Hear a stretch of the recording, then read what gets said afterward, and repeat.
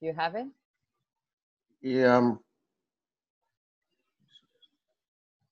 yeah, it's recording. Okay. All right. Okay, so I'll give you a second or two to relax and start. So today is March 17th, 2018. Yep. And here I am. Having another one. Having another one. Have very many people responded to you, by the way? Oh, you cut off To do there this? for a second. Oh. Have very many people responded to you to do this where they video?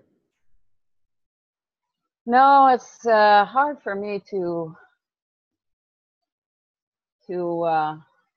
have permission from people to record their sessions for some reason. Yeah, people don't want to So be on that's video. why I offered to do free ones, because the ones that are paying that come to see me don't want to have it recorded. Yeah, yeah. And Yeah, I even, most of them, the clients that come to see me, I even offer to take $100 off if they give me permission to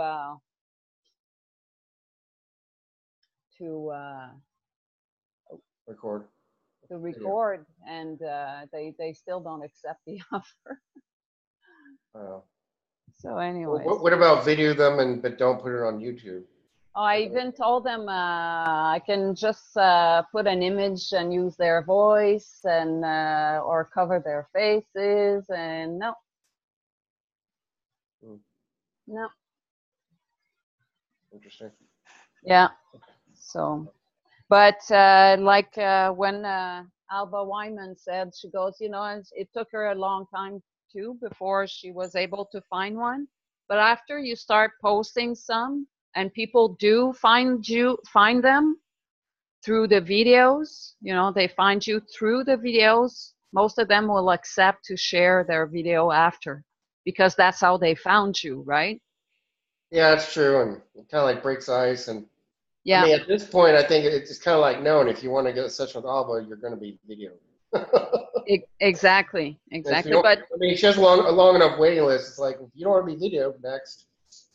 But you know what she said? She said 8 out of 10 of her sessions don't get posted on YouTube. 8 out of 10. Yep. So she's a fucking busy girl, man. Yeah, I'm like, what's she do? 2 sessions a day or something? My gosh. Something like that, I think. Yeah. And Wow. she has a 3 month waiting list. It's 1 year. She finally closed her waiting list down. Yeah, because it was getting too much. And when you book too, you know, I try not to do that with my clients too, because I found out quick enough that if you book them too far along, most of them will try to cancel. That's why now when it's far like that, I ask for them to send me half the payment of the session, or else Yeah. they don't show up. Yeah. You know. Yeah. Well, Interesting. yeah. Well, you learn. You learn with experience. You know. Yeah. Okay, so start relaxing. Do what you will. I'll give you a minute or two just to relax yourself, and then I'll start.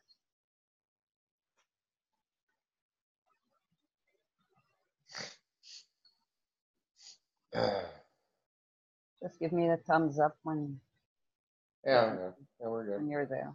Okay. Yeah, that's the hardest part for me because I toss and turn. I have restless leg syndrome, and that's the hard part. Hypnosis is being still in the beginning. But after I'm under and I know my higher self is taking over, then I free to move around more. It's funny. Perfect. Just let me know when you're ready. I know I'm the same way. It takes me a while before I get I'm there. ready. Ready? Yeah. Okay, so Byron, you know your higher self is always with you, and it is simply a matter of being still and tuning into it. And with this connection, you will be guided to make the right decisions in life. and receive the answers you seek at this time to permeate you to live your life to your highest calling. With that knowing now, I would like for you to begin by bringing your attention to your breath, to breathe in deeply and slowly, allowing the stomach to rise and fall and expand as you breathe in. Exhale slowly and allow your body to relax while breathing out.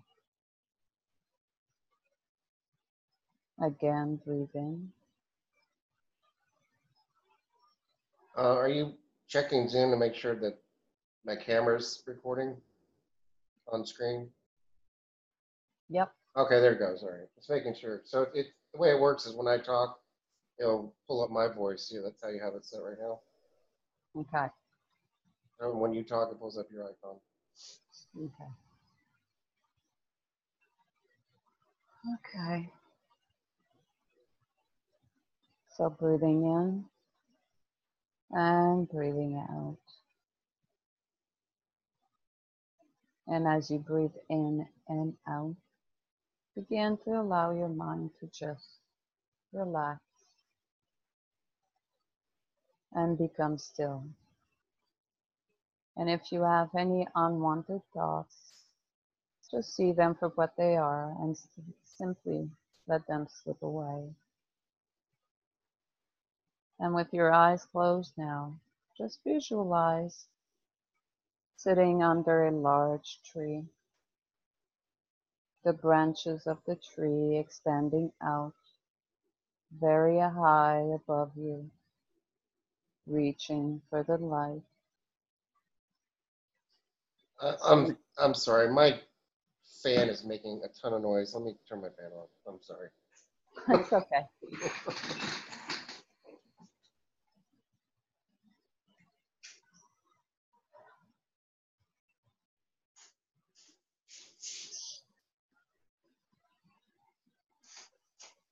Yeah. Sorry, I didn't even notice my fan making that loud. Did you hear it over the recording? No, I didn't hear it though. Oh, I didn't even notice it until we started. My fan was just going. Are we good? Yeah. Okay, we'll start from the beginning. Yeah. Okay. Okay, so just begin by bringing your attention to your breath, breathing in deeply and slowly, allowing the stomach to rise and fall and expand as you breathe in and exhale slowly, allowing your body to relax while breathing out.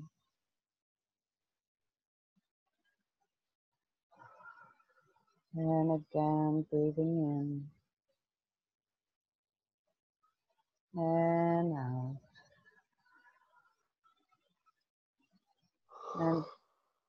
And begin to allow your mind to simply relax and become still. And if you have any unwanted thoughts, just see them for what they are and simply let them slip away. And with your eyes closed now, just visualize sitting under a large tree and the branches of that tree and standing out very high above you, reaching for the light. Similarly, you have a network of branches connecting you to the light of your higher self. So begin to imagine now your higher self as a beautiful golden angel standing above you, because this is who you are. And as you observe this angel, it smiles and glows with light. Now hear yourself ask this angel, this aspect of your higher self, to merge with you now. At the count of 5 to 1, 5, 4, connecting, 3, merging, 2, and 1. And in this merging, visualize a piece of your higher self in the shape of a golden ball coming down, down, and down, and descending into your body as you sit underneath the tree. Feel that golden ball coming into your crown chakra at the very top of your head, an aspect of your higher self as now downloaded into your consciousness. There is also now a golden shaft permanently connecting you to your higher self. And as you are now merged with your higher self, may I ask permission to Byron's higher self to start asking questions. Yeah.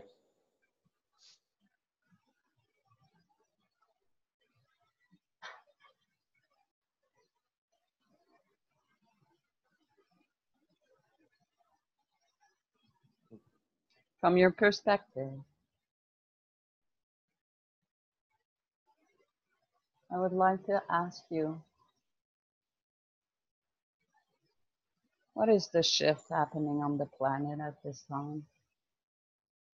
And shift is happening as we speak. Um, Byron covered that in his last BQH session, or maybe he did, maybe he didn't. I don't know. Well, anyway, we'll just say he hasn't. Okay. He's telling me he hasn't. All right. We have to think for a minute, see if Byron wants to go public with his knowledge.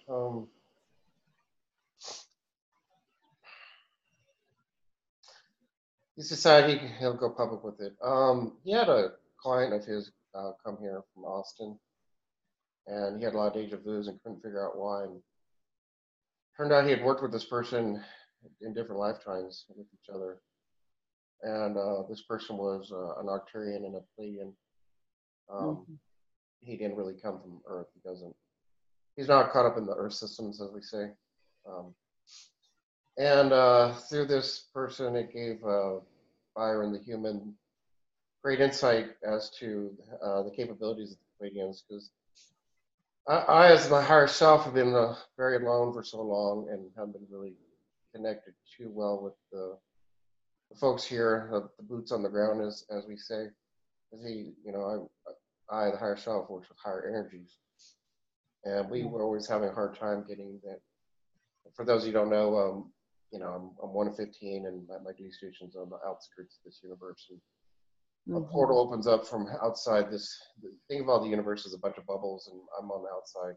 Well, I'm on the inside, but I have a gate that opens up to true source God creator energy, and it pulls an energy, and it goes into my duty station. I rearrange it, and I throw it down the wormhole to this sector. I've been trying to. The sector broke down, and I've been working on it for a long time. And the energy, I've gotten it here a few times, and it does well, and then it seems to last for a few thousand years. Then the adversary, the enemy, whatever frequency of us makes changes, and then it becomes necessary for me to come back down here. This is a very interesting place. We, for some odd reason, I was not able to fix it from the outside. They're using too much technology, and this is just a very bizarre system because everything's supposed to be pure source God energy flowing, and it has supposed to have a different construct, different makeup.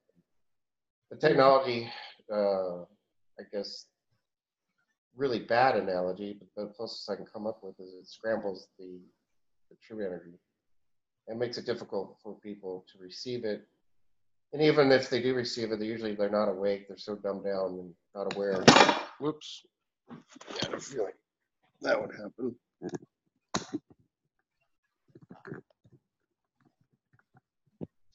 That's okay. I knew that would happen.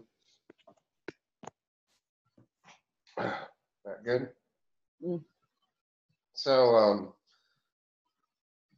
yeah, so basically, Byron's really good at helping me. We work together. And once he became aware of these Pleiadians don't use tinker ships, that they use orbs and they're beyond the 10th dimension. He then started working with them consciously.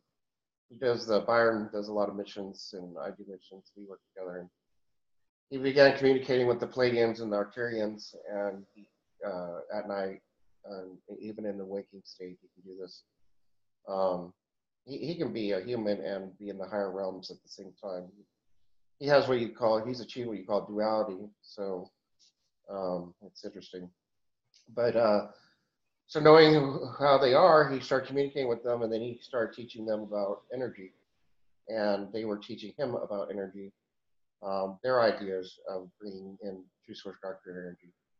And so they worked together, and they came up with a plan. And then I opened up the gate and pulled in pure source God creator energy. I rearranged it in my duty station and threw it down to them, to all the ships and orbs. And they received it, and they held on to it for a while, like a gas tank. And Mm-hmm. at the right time, we began to start trickling the energy down. So we began trickling the energy. Now it's a little bit more than a trickle. It's a little more pour, not quite a pour, but it's a stream of energy that's coming down right now. We're just slowly getting the energy in here and shifting the energies around. And then pretty soon here, we don't like time frames. I know a lot of people are using time frames, but at the right time, we're going to pour out massive energy from all these orb ships into the Earth, so the energy will be calibrated correctly, so human beings will be able to receive the energy and actually wake up, and it'll be undeniable. And that's only one aspect of the event. There's other folks that have the way they work with energy, and they're doing it as well. And there's many, many groups that are working in concert together. Mm-hmm. We're just getting everything primed up. So things are pretty primed up, and then, as you say, this event is going to occur, but that's not the real event. It's just a precursor, so people can wake up and decide what they want to do. And then we're going to have these waves, as I say. It can happen in 3 waves if the consciousness of the planet's correct enough, but it's looking more like 5 waves. So as we have each wave of people leave this place, I will have energy coming directly from True Source God Creator Energy to my duty station, throw it down the wormhole, and I will just blast this place with pure energy. It'll be a direct shot. I won't be using the Palladians or the Arcturians at that time. However, once the energy gets blasted in and folks phase shift out of here, I've explained this before, but I'll explain it again. It's kind of like you're in the room, and then everything just begins to fade away, and then the new Earth, the new reality starts to fade in, and then eventually the old Earth just fades away, and then you see nothing but the new Earth, and you just step into the new reality. So that's how it happens. It's not like you get picked up by a spaceship and moved. It's not like you walk through a portal somewhere. It's just it happens while you're sleeping. Even you're just sleeping, and the room phase shifts out, and the new reality phase shifts in. And I will throw the energy through in here to create the phase shift for them, so there'll be a massive wave being able to, I guess you could say, surf the new energy and ride the energy into the new Earth. But not all will be ready at that time to accept it. So and then so after I blast the energy, then the planes, Arcturians, and whatnot will then begin creating a shell of energy. It's okay, Byron. Byron's concerned now. He's saying you're saying too much. You don't understand, Byron. It's done. They can't stop us. So then after Okay. that, it's okay, Byron. Okay. But we know that the Earth pulsates at about 10 Earths right now. Yeah. So yeah. Okay.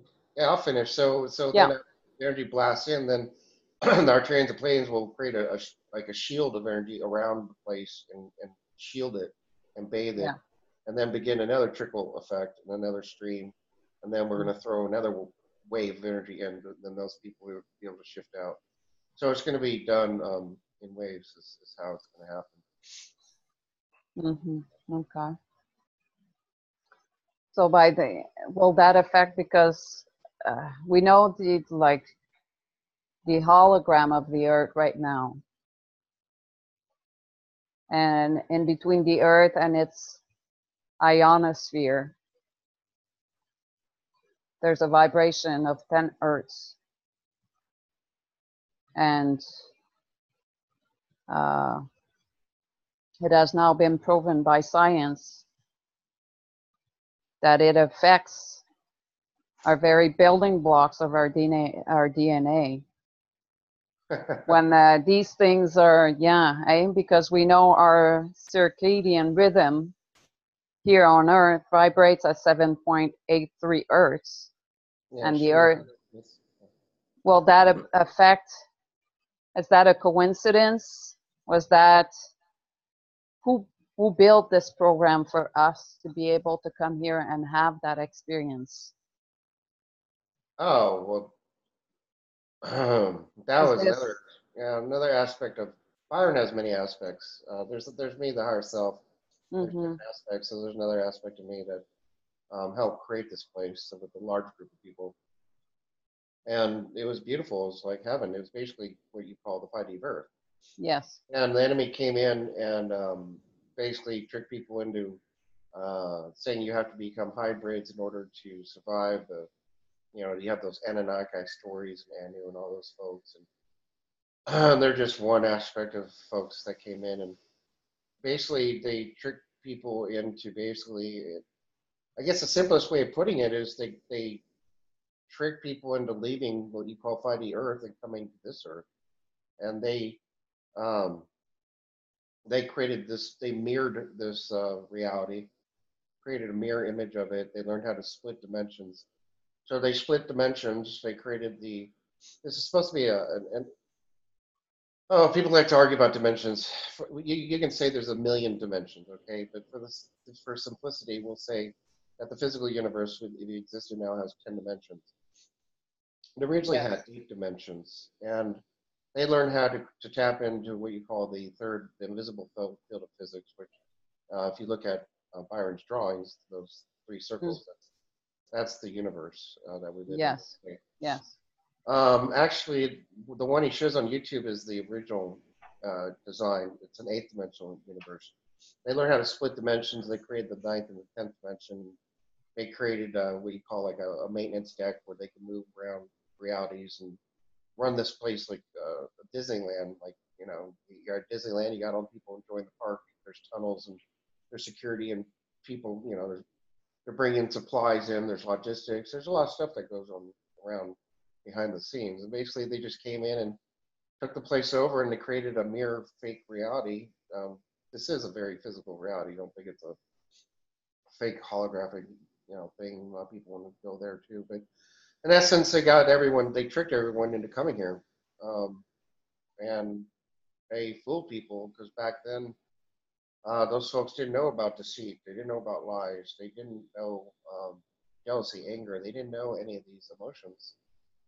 So when the plan was presented to them that this is going to be the new reality, this is the way we're going, and they just went, okay, no, they didn't think anybody would lie to them. They didn't know about that, and so Mm-hmm. everybody got tricked into coming here. And then once they're here, they're trapped, and they're Yeah. stuck here, and they're trapped. What is that trap? What is it made of? Oh, the whole place is a trapping system. It's they strip your memory. You don't remember who you are, so you come here, and you can't remember how to get out. You forget who you are. You go to this thing they created. It sounds like total blasphemy, but heaven is not heaven. Mm-hmm. It's Mm-hmm. a fake. A There's what's false called light.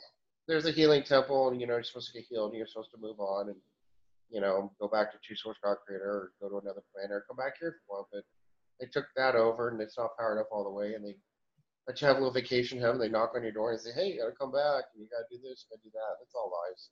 So they use free will to trick you into coming back. So then you come back here and you get caught up in. Then they create this thing called karma. Karma's not real. Karma doesn't exist. It's completely fake and made up. It is the most illusionary system of all the illusions here in this reality. Karma is not real. It's fake, and they use it to trick you into thinking that it's real. And because you think it's real, and because you have the ability to create, then therefore you create it and make it real, and then it's real for you. But anybody who Yes. doesn't believe in karma doesn't experience karma. You only you only experience what you believe in. You have to believe in something to experience it. Yes. You know, then Yes. somebody's going to listen to this and go, well, what if you're in Afghanistan and someone shoots a bullet at you? Well, you believe you should be in Afghanistan and you were there to get shot. Okay, so your belief system put you there in that situation to be shot. So even in that situation, you created it. So what people don't understand is they're creating the reality all around them, but then they say, well, how come I'm poor and this and that and I have a crappy life? Well, it's because you got tricked into believing that that would benefit you somehow, and you got tricked into coming down here and having that experience. You just don't remember agreeing to come down and have that experience, and you don't remember being tricked. And now that you're here and you don't like it, you don't remember how to get out. You forgot who you are. You forgot your power. You know, and then they um, keep you trapped here by fear. Fear is the number one energy that's used. Fear, by the way, is not real either. Fear does Yes. not exist in the true universe. It's Mm-hmm. completely made up and fake, and it was created and designed just like space and time. There's no such thing as space. There's no such thing as time. There's no such thing as fear. There's no such thing as karma. None of those things exist in the true, you know, reality in the higher dimensions. It only exists here in this little vacuum of space we're in. It's not a vacuum of space, bad word. It's phenomenal. I mean, what's happening here doesn't happen anywhere else in the whole universe. It's Yes. really remarkable what they've done here. And what did they do to create that fear? Because you don't remember who you are. It's easy.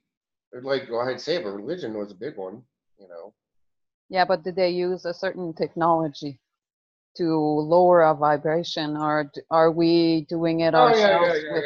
yeah, yeah. They scrambled the higher dimension, the higher realities, and well, right now what they're doing today is they're blocking the sun. They got these sun shield generator things blocking the sun. They use chemtrails, and if you were, I mean, if they didn't block the sun, everybody would have 12-strand DNA and be awake right now because their DNA would have shifted. So they're doing everything they can to make sure that folks their DNA doesn't get fixed, and that's And why they how work would on the that impact the fear factor from affecting us? because you don't remember who you are and you're just constantly afraid, and they create this fear system. You know, they Mm. like I don't like religion. It's like, you know, you got this big bad God up there looking at you, going, you can't do this, can't do that. Oh, you know, I mean, everything's a sin. You know, and if you sin, you're going to go to hell. And so there's the religious factor, and I don't know. They make you afraid that, let's say you're not religious, they'll make you afraid that you're not going to have a job tomorrow, you're going to starve, you're not going to have a home. You know, there's the five basic needs they talk about, and food and shelter is number one. It prevents you Mm-hmm. from getting to what's called self-actualization, the top of the pyramid. Out there. Was it Mm-hmm. Asimov? It's Asimov's five stages, five pyramids, and some guy Mm-hmm. wrote a book on it. Mm-hmm. And how did they get here in the first place? They busted in. They came from another universe. They busted in here. Mm-hmm. Yeah. Okay. Are those the pre-Adamites that were found in Antarctica lately by the secret space program, our government? Pre-Adamites? You mean like The pre-Adamites, the Archons, Anunnaki, pre-Adamites, their um, origins. now what's down there is that was, I guess you could call it, the original civilization that managed to survive and not get well, they're not human for one thing, so they didn't get caught up in this crazy system here. They're not human, they're advanced beings, and there's an old civilization down there that had left a long time ago, and they're trying to figure out the technologies down there. Um, They're not having a very good time at it. Mm-hmm. Mm-hmm. They're not gonna. Humans aren't gonna learn anything down there. It's too advanced for humans. They're not gonna learn anything. Okay. So do you know anything about them? Because it was late. Those bodies were found uh, lately when they were uh, when I would say not the Archons, but the Rothschilds, the ones that are controlling this planet, helping the Anunnaki or Archons to continue controlling this planet.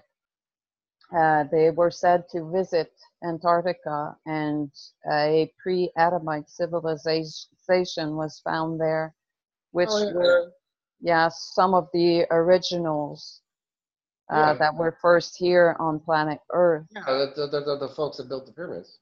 Yes, Yeah, that was that's, millions of years ago. yes, one of their ships has been found there underneath the Yeah, ice. I mean that was millions of years ago that civilization picture. Okay, but are those the ones that come from the Anunnaki or Oh no, Archons? no, nobody knows. I No, don't okay. unless they were around, but they're not. I don't think were around back then. I forgot when they came on the scene. Mm-hmm. No, I don't believe it's the Anunnaki. No, no, it's Okay. the original. They were the original civilization of this planet, is what they were, Okay. and And you spoke. Oh, they I'm sorry. existed. They existed before the takeover, before the place was taken over. Okay. Okay. And you spoke earlier of a gate where ships are allowed to come in and out. Where is that gate exactly that you were mentioning? Oh no, no, that's no. My duty station's on the far outskirts of this universe, and I can open a gate that goes out, that leaves the physical universe and goes to True Source God Creator. Okay, so that's not the gate that the Archons used to invade in 1996? No, I wasn't referring to that at all. Okay, okay, okay. Is that gate still 1990, open? talking about in Egypt Yeah. area. Mm-hmm. Oh, well, you know what happened there. Because some bad guys tricked the humans into designing a gate, and the gate opened up, and their ships came through, and the humans realized what a mistake they made. So they shut the gate down. They got tricked. Yeah. Mm-hmm. Are they, Oh, they got pretty tricked. as our secret military and secret government underground tunnels and all that stuff being now are somewhat being manipulated by them now, like the Rothschilds and all of them? Are they Oh, being, humans aren't in control of anything. no? No, no, not at all. And the reptilians are not, and those grays and the mantis, they're not in control of anything. I mean, this system goes up to it's a beetle. They're like half ant and half beetle is what they look like, and they're the top echelon, and they're the ones that are running the show. They tell the reptilians and the grays, and they tell everyone, the humans, they tell everybody what to do. They're running the show. And, yeah, they're running it. Humans are nothing. I mean, you think we're slaves? Even the top echelon of humans, the Rothschilds, they're slaves too. You Mm-hmm. know, you know, Mm-hmm. no one's free here. Yeah, I I should know. say no one. I'm sure there's some Buddhists up in the Tibet somewhere that are free, but Yeah. you know what I Well, mean. mm-hmm. Mm-hmm. So who are those beings helping us in this transition at the moment? Well, I'm one. Mm-hmm. um, Are and as I they? mentioned, the Palladian, I teamed up with the Palladians and the Archons, and there's other folks. There's a lot. I'm not aware of everyone, but there's a lot of folks working. Trying to fix this place. Humans too. A lot of volunteers came down here to help, and a lot of folks are awake and consciously doing things to help. And there's many more that are asleep. They have no clue, but as they dream at night, they go on missions. We people think people think they're sleeping at night, and sure they are, but they also go on missions. Yes. They connect with their higher selves, and uh, Mm-hmm. most of it is downloads. So basically, as the human goes through and experiences things, the higher self. Oh, great! Now we're getting in trouble. Hold on. Well, people take offense because Byron took offense to this. Basically, you have the biological unit that's here, and then you have a soul and a Yes. consciousness and a Mm-hmm. subconscious, and that's all here in the spirit. So all those things are physically here in the body, and then you have the higher self. And this is something Byron didn't understand. The higher self isn't always with the biological unit in Byron's case. Now, we're not going to talk about every single higher self out there in all of eternity, but Mm-hmm. let's just be specific. We're treading on light water here because a lot of people get offended at this. But I don't always hang out with the biological unit. I'm busy out there doing things constantly.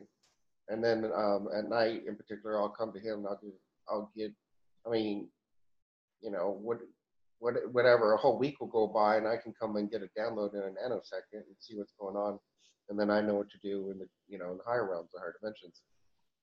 So we create, and he'll reach up to me and find me and say, hey, let's do something, and then I was like, okay, we're gonna do this, and we'll go do missions together.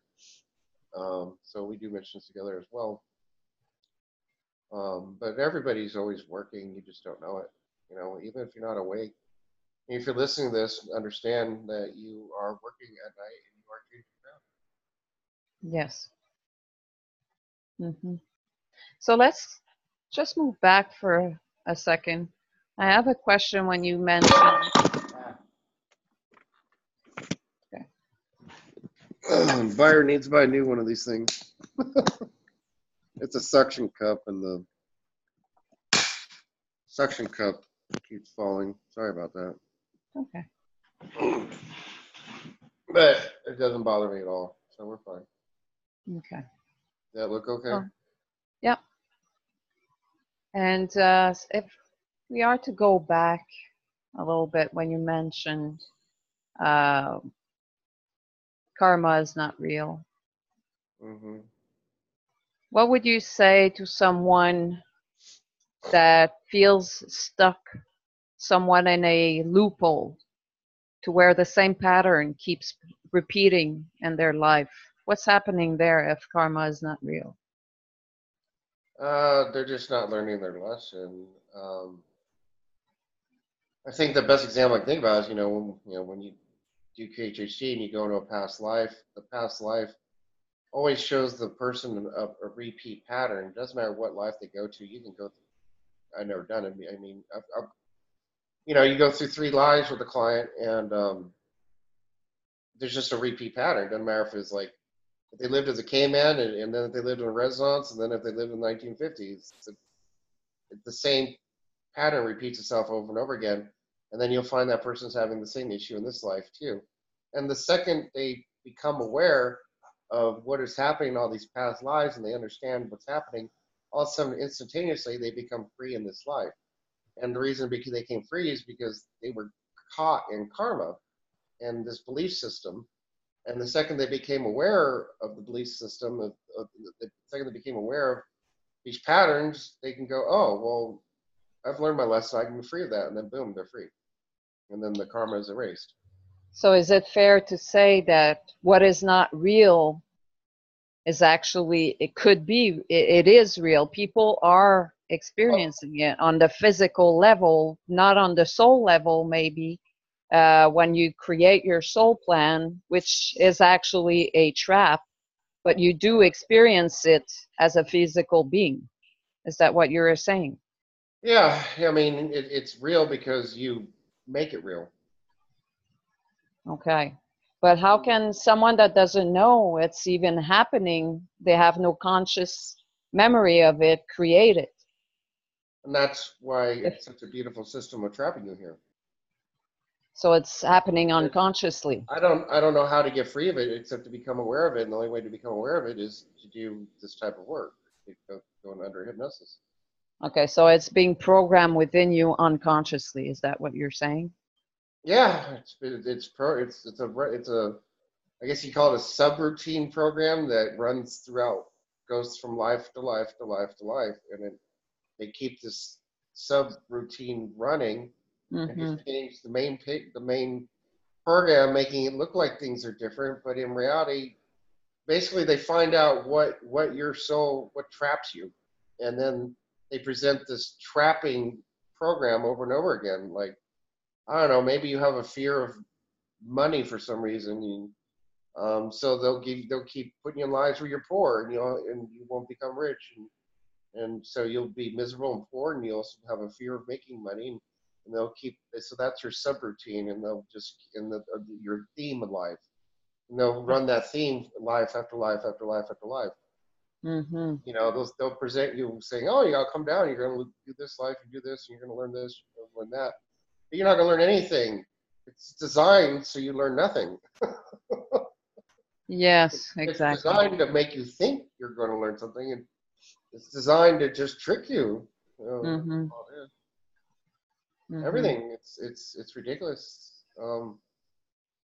That's why people have been so trapped in this event that we're talking about. It was supposed to occur 2 times before, but the adversary was able to pull it off. I hate to admit it, but they did it. They pulled it off and delayed the awakening.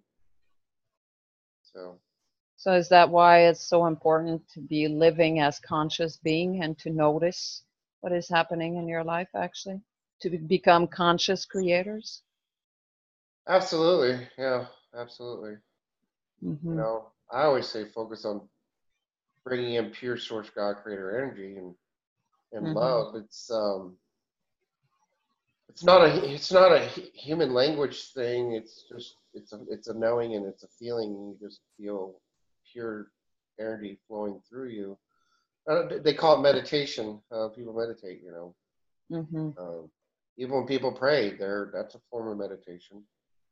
um, one of the reasons Christians know this, when you pray for other people, those are the most powerful prayers, and that's when you feel the closest to God, Mm-hmm. because you're spreading His love Mm-hmm. everywhere, and by Mm-hmm. spreading that love, you're connecting it to other higher selves, and you're creating this chain reaction. You're creating this explosive love, and that's why you feel so close to God and it feels so powerful. Is because it's not just you and it's not just God. You're now connecting with other beings and their higher selves, and they're loving you back, and you create this circle and loop of love, and that's why it's so powerful to pray for other people. It amplifies the effect of God. So is it fair to say that's why they are keeping us trapped in this low vibration, this low density, so that we can connect to our light? Correct. Yeah. If enough people wake up, it'd be over tomorrow. Mm-hmm. No, they're terrified right now. They're running scared. Why is that? They know it's over. How come? Their days are numbered. They've lost. It's done. All the work we've been doing to fix this place, it's work. It's Can you over. ex can you Almost. expand on that? Well, the Earth really wasn't designed to have multiple Earths and multiple timelines and multiple realities and all this stuff that has happened. Basically, the Earth was one unit and it was broken. We couldn't figure out how to fix it, so we broke it and created, kind of like whatever, like accordion. We spread it out, and then as we pulled it apart and created all these different Earths, these different realities, we could, for example, we created this Earth in particular, and people are going to be surprised. There's no demons here. Demons don't exist in this reality. They're gone. We eliminate demons in this reality. We pulled them off into another Earth so we could deal with the demons on that Earth. Let's say you have the jinn. That's another reality, another entity. That's jinn gets a bad rap. There's some good ones, but let's just, for the sake of argument, because people know about the jinn.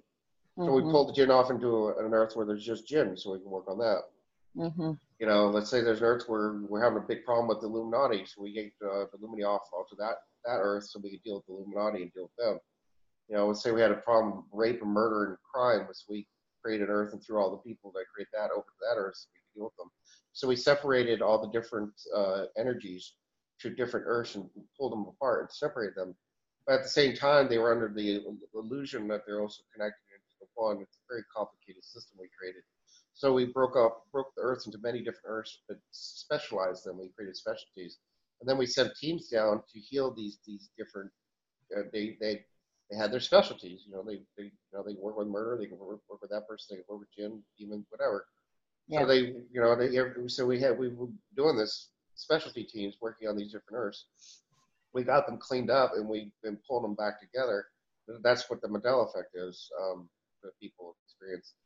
And now we're pulling the Earths back in together. Of course, they're jacking things up and they're trying to cut it and mess things up. And they're like kids, with scissors run around cutting all these threads everywhere and trying to prevent the Earths from coming back together because they know when that happens, it's all over. And every time they cut and mess something up, it creates what you call a Mandela effect. It creates a glitch in the system.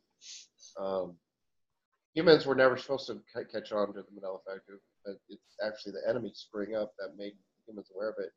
And then we turned it around, just used it to our advantage, and like, well, it's okay. We'll use it to help wake people up, let people know reality's not what you think it is. It's not. It's completely different. Mm-hmm. So how is the Mandela effect exactly affecting people? How are they noticing the Mandela effect? I'm asking this question more in regards to people that will be listening to this video and then know nothing about this.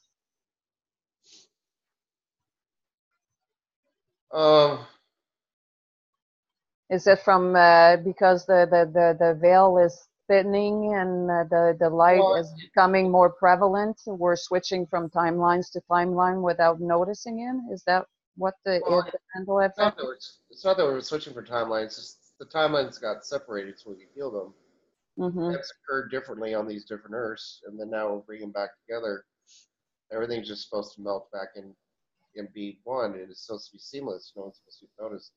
But Mm-hmm. the enemy, as we're bringing the Earths in together, they'll picture a bunch of threads, flowing through, healing the Earth. And as we bring the Earths together, they're trying to cut the healing strands because they know that these strands of energy are healing these Earths, so they cut them. Mm-hmm. When they cut them, it affects the timeline, and all of a sudden Nelson Mandela, didn't die in prison. He's now alive, and it'll change a movie line. And, Yeah. as they cut the healing strands, it changes the timeline. Mm-hmm. So they're the ones screwing things up. But as soon as they cut it, we just fix it. So it's just a momentary glitch, and it's really no big deal. It's not a problem. Mm-hmm. And most people don't notice the Mandela effect because they're just not aware of it. It's easy to glance over it. It's so easy to just go, oh, they changed the movie line, they changed this, whatever. They changed the logo. People, things change. It's very very easy just to blow off, and then you have folks that are not awake at all, and they're tapped into this artificial intelligence, and the artificial intelligence, Yes. as it screws things up, it knows it, and it'll start programming people. That's one of the purposes of the chemtrails. It works like a Wi-Fi. So the AI, it's sentient, by the way. We're not talking like human AI. No. This is off-world AI. This has been around for billions of years. It's ancient, and Mm-hmm. it's sentient. It's alive. It has a consciousness. Even True Source God Creator considers this a life form. Even God considers this sentient AI to be alive. It meets all the criteria and definitions of being alive. It does, and so it'll program people to not remember. It'll erase their memories and replace with the new memory. So if the AI does something and cuts something and screws everything up, it'll run around and just tell people, "Oh, it was always that way. It never was the other way." It can actually erase if you are weak-minded or not connected to God. If you're not connected to your higher self, if you're just totally disconnected from everything. If you're not connected to anything, then the AI can connect to you. It's very easy for AI to connect to people that are not connected, and it literally just wipe out memories and replace them with new ones, and it can program a human like a computer. It's Mm-hmm. really not that difficult. People think it is, But you're thinking human terms. This sentient AI doesn't exist in the physical. It exists in the higher dimensions. That's the other thing people don't understand. I mean, this sentient AI is, I don't know, it's probably, it bounces around the sixth dimension is where it kind of has made its home. And from the sixth dimension, it can reach down to the fourth pretty dang easily, and it can still access higher dimensions. It's has a hard time getting into the eighth dimension. But,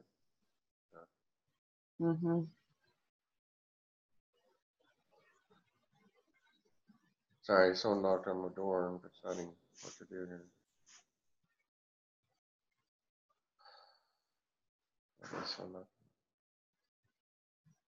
You want me to pause the recording so you can go answer?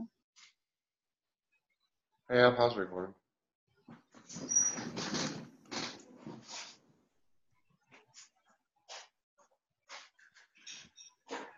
Oh, sorry. Yeah, I'm just in the middle of the session. I'm the client, so shush. Sorry, a friend came over a little early, but we can keep going. Okay. Oh, I was pretty dizzy, I'll tell you that. Oh. Well, I have all this energy. Well, it's the higher self, and the higher self's integrated the body, and there's massive energy points me to get up and open the door. Just biologically, kind of went, whoa. Got up too fast. Yeah, I got out too fast. That's my fault, Byron. Sorry, I should have told myself. I should have told the body to get up slower. He knows that. He tells his clients that all the time. He has clients that want a glass of water, need to get up to the bathroom. He's like, get up slowly, make sure you don't look around, make sure he'll have them sit there for a minute and before they stand up, because all the energy will make a human dizzy. So Yeah. he knew better. Shame on him. We're having fun now. We're playing. That's all we're doing. Of course. It's always fun. You recording? Yep. Okay. Well, all I can say, it's a good thing he knows he can do this with his clients. Otherwise, he'd be pretty doubting himself right now. It's like, how can you get up and just go right back into hypnosis? And I explained this to him last time. It's because the higher self comes in, becomes integrated the body, and it's an energy thing. So the energy is, in place. So once the energy's in place, you can get up and go to the bathroom and take drinks of water, and the energy doesn't leave. And the way it works is, that's why you have the count out, because then the energy leaves and then you come back to being normal human being, straight back to life. So until that happens, the higher self's energy stays in the client the whole time. And that's why clients can get up and do things. And this just perplexed him. It's fascinating. Yes. So where were we? Oh, I don't know. Oh, we were talking about the AI. Yeah, AI. We're at the AI. I know. Okay. Pretty much. Okay, but regarding the AI again, how is that affecting the non-awakened ones? I mean, yeah, They're dead asleep. dead asleep. Oh, they're the Walking Dead. They're literally the Walking Dead. So, would it be fair to say that they're more in tune with this artificial intelligence than their own biological intelligence? Oh yeah, AI runs them. They're like robots. Mm-hmm. Yeah, that's how the AI is able to control this world so well, is because you got your government officials, the military, and it grooms people from birth. Children. Oh my God, they use so many children in these projects. It's ridiculous. These kids can have pretty good freedom of movement, can run around and do things and influence things, and then they grow up and they get into ranks and they get into positions of power, and no one has a clue. I mean, they can't even tell each other apart. They have to give each other a hand sign, a signal, or say something, some kind of code. They don't even know each other. You know, that's how good they are. Yeah. You know? Hmm. Okay. Byron's had some question of his own. So I'll go ahead and ask those for now. Um, Byron said that during one of his last QHHT session, his eyes moved very fast, and he was very impressed with that. And he would like to know why. How come his eyes were moving so fast? Are they doing it this time? No, You know. It's because he was more visual this time. was Uh, more visual. Hmm. yeah. See, up to this point, we were, basically amusing you and the audience and answering questions. A lot of these questions we've answered before, so he didn't have to go too visual. But during his first session, he was extremely visual, and so his eyes just have rapid eye movement. Um, he's just, everything just firing at a fast rate. So Okay. he was just super visual in the last session. Okay, so that just happens in necessity for him. It's because he looks around so much. He scans quickly. His eyes move quicker than most humans. Okay, thank you for that. Who is Lindsay, and why does Byron feel so connected to her?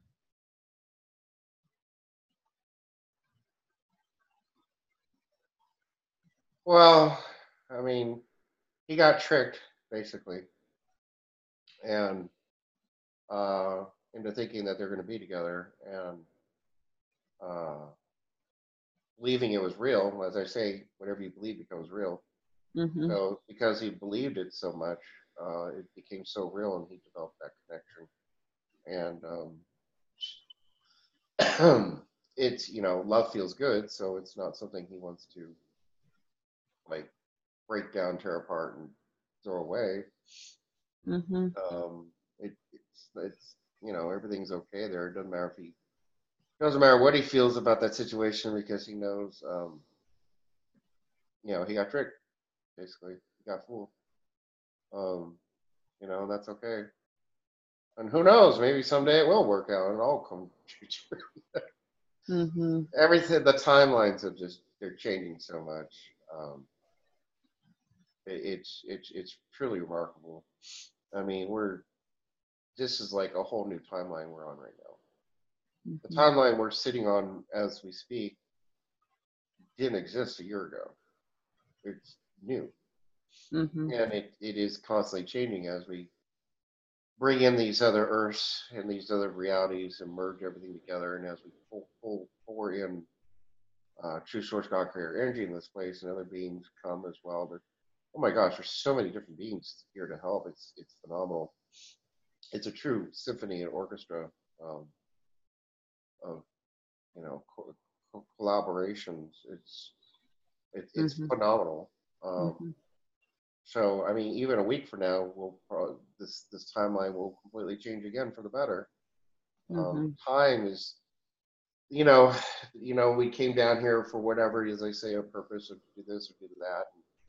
It's just changing so much, so rapidly. And for the good. It's all a wonderful thing. It's truly remarkable. Mm-hmm. So, So is there any energetic cores that we need to detach from her?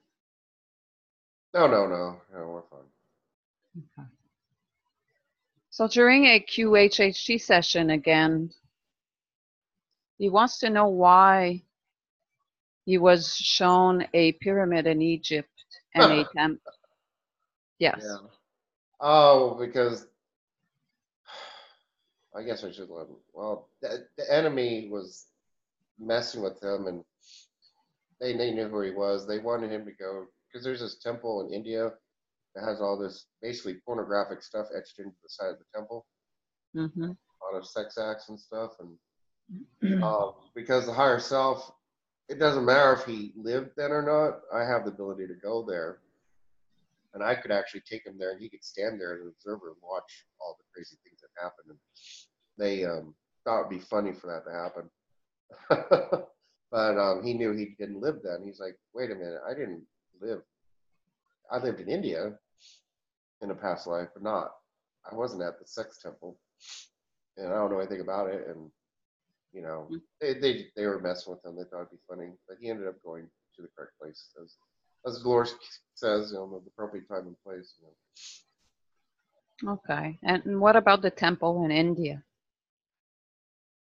Oh, what about it? Well, that's what he was shown in the last Oh, you know, it's just they're session. just trying to trick him. It was just what? I'm sorry. They're just trying to trick him, have fun, and make fun of him.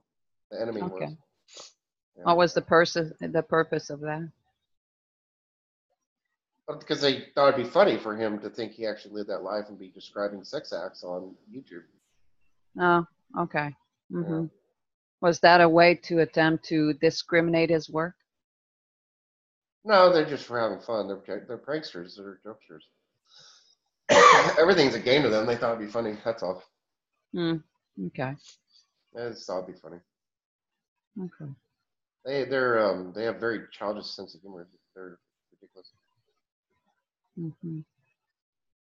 Okay. Okay.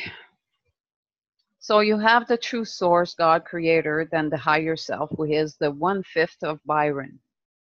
How many expressions meet Byron's human definition of being alive right now? Just a few. Can you expand on those? Yeah, we don't want to at this time. We'd rather keep those doors closed because if they open up, then that'll create more doors to open up for them to come and harass them. Okay, when will be the right time to ask again? Well, it's not necessary for for what he does. It's not necessary for him to know. Um, it would not benefit him in any way. Okay. He's not even the human doesn't even have a curiosity about it. So it's okay. Okay. Okay, so Byron would like to know why he's being harassed so much. What is their goal? And who is harassing him? Yeah. Well, the ones that are harassing are they're under orders from their upper higher echelon. Um, they actually don't even know what they're doing. They're just following orders. They're idiots. They're morons. That's why they act so stupid and say such stupid stuff, and they just act really stupid because they're idiots. They have no intelligence. I don't even know if they're humans. They're probably smarter than they are. They're really dumb. They're hybrids, and they're incredibly stupid. Where are they from? Though they're hybrids, so half reptilian, half human. Mm-hmm. And they're dumb. They're just so stupid. But why Baron? Say again? Why Baron? Why what? Why Byron? Oh, because it's who I am. On this 1 of 15 thing. And the thing is that if a higher dimensional being of any worth were to actually come and attack Byron, I would just immediately deal with them. It would not be pleasant, and they would be utterly destroyed. And I would take down their entire, as you say, bloodline. I would destroy the entire bloodline. If anyone of any significance, of any power, of any worth, ever came near this biological unit, I would destroy their entire bloodline and then knock them out of all of existence. They would not exist anymore. It's that serious.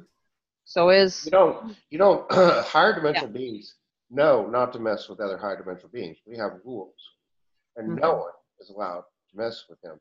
The way they get around it is they use a human, a hybrid, and the human is allowed to do anything they want. And they have to use a hybrid because they have to use a lot of technology. Now, just because I can get in my car and drive my car does not mean I'm smart. I did not design. I didn't go out and learn how to create the rubber and create the engine pistons and the gasoline and design it and the computer chips, and I don't know anything about all that stuff. it doesn't make me smart or intelligent just because I know how to get in a car, turn the key, and push on the gas pedal. You can be an idiot and drive a car. And that's what these guys are. They're complete idiots with a very advanced technology. However, they have to be hybrids in order to have access to the technology. So then they're just a bunch of idiots using technology, and they get away with it because of the human self. But they, in reality, are destroying themselves, and they maybe someday they'll catch on. Every time they mess with him, it falls back on them, and it creates reverb energies of a flux in the frequency of energy flowing back to them, and it's very subtle, but it does affect them. So it's just annoying for Byron, and he's kind of receded, and he'll just sit back and kind of ignore them, and they're just chatter right now, and they're just highly annoying. But it's not really a concern. It's nothing to be worried about. Hold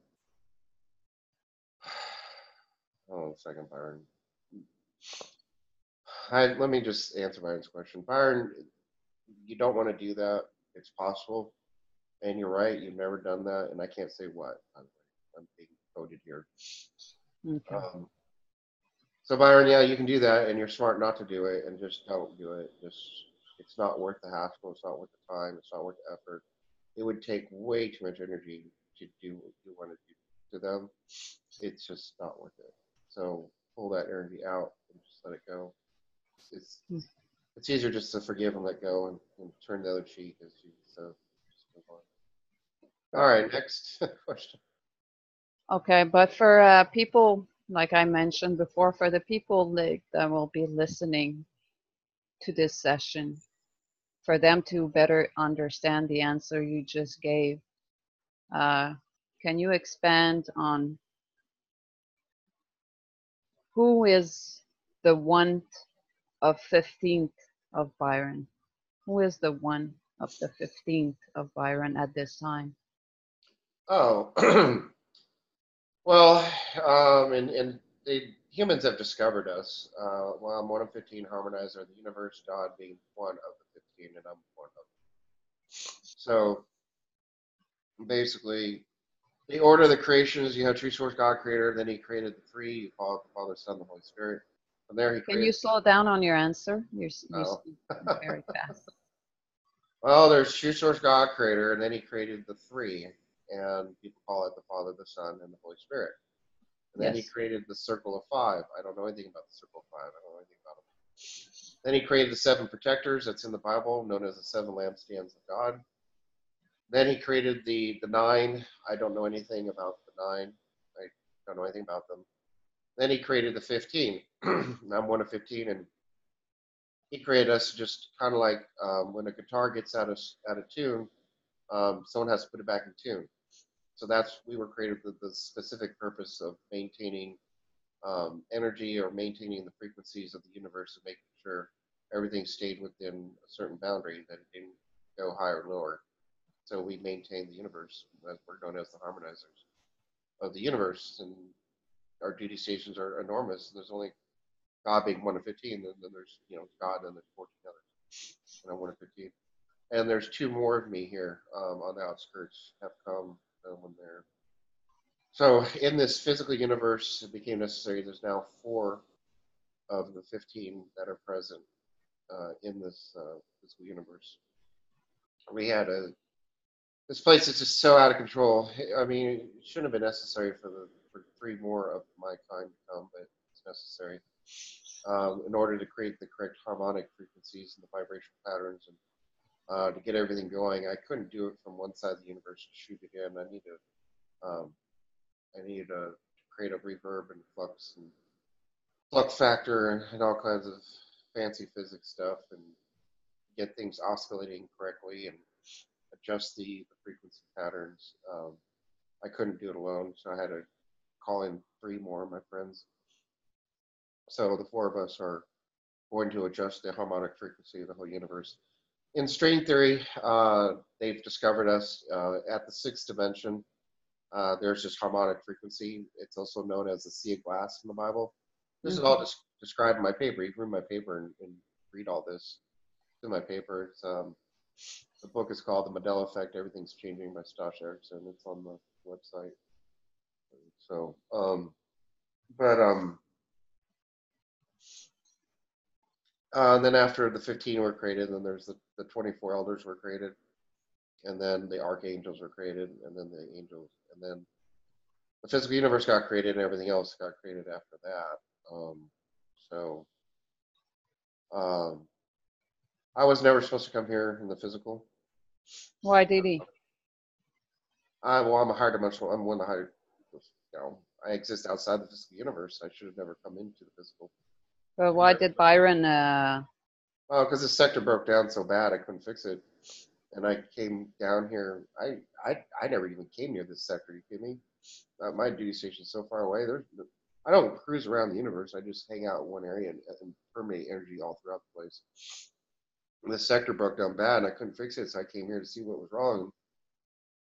And I met up with some other, higher dimensional beings, and they're like, it got taken over, and we can't fix it from out here. And everyone was just kind of standing around scratching their heads going, we try, and we try, and we try, and we can't fix it from the outside. It was unfixable from the outside. So the call was made. We had to come in and fix this place, because if it were to continue, and then it could expand throughout the rest of the universe. It had the potential of escaping this bubble universe and going into the next universe, and the one after that. And it could start creating a domino effect. And we came to the conclusion we were at risk of destroying 3 entire universes. Not only would this universe be destroyed, but 2 others. So we were looking at a destruction path. We ran the projections, and we saw 3 universes being completely, utterly destroyed into nothingness, and poof, gone, like forever, like completely destroying 3 universes because of what the AI is doing here. It's that serious. It's that bad. It's awful. So I mean, it's not fun. Not to be a volunteer. Mm-hmm. Some others may feel differently. I don't like it here. I don't like physical at all. It's way too dense. It's crazy. I forget who you are. It's nuts. This place is complete insanity. To be sitting in a chair talking to you over the internet, that's insane. I should be flying around. I should be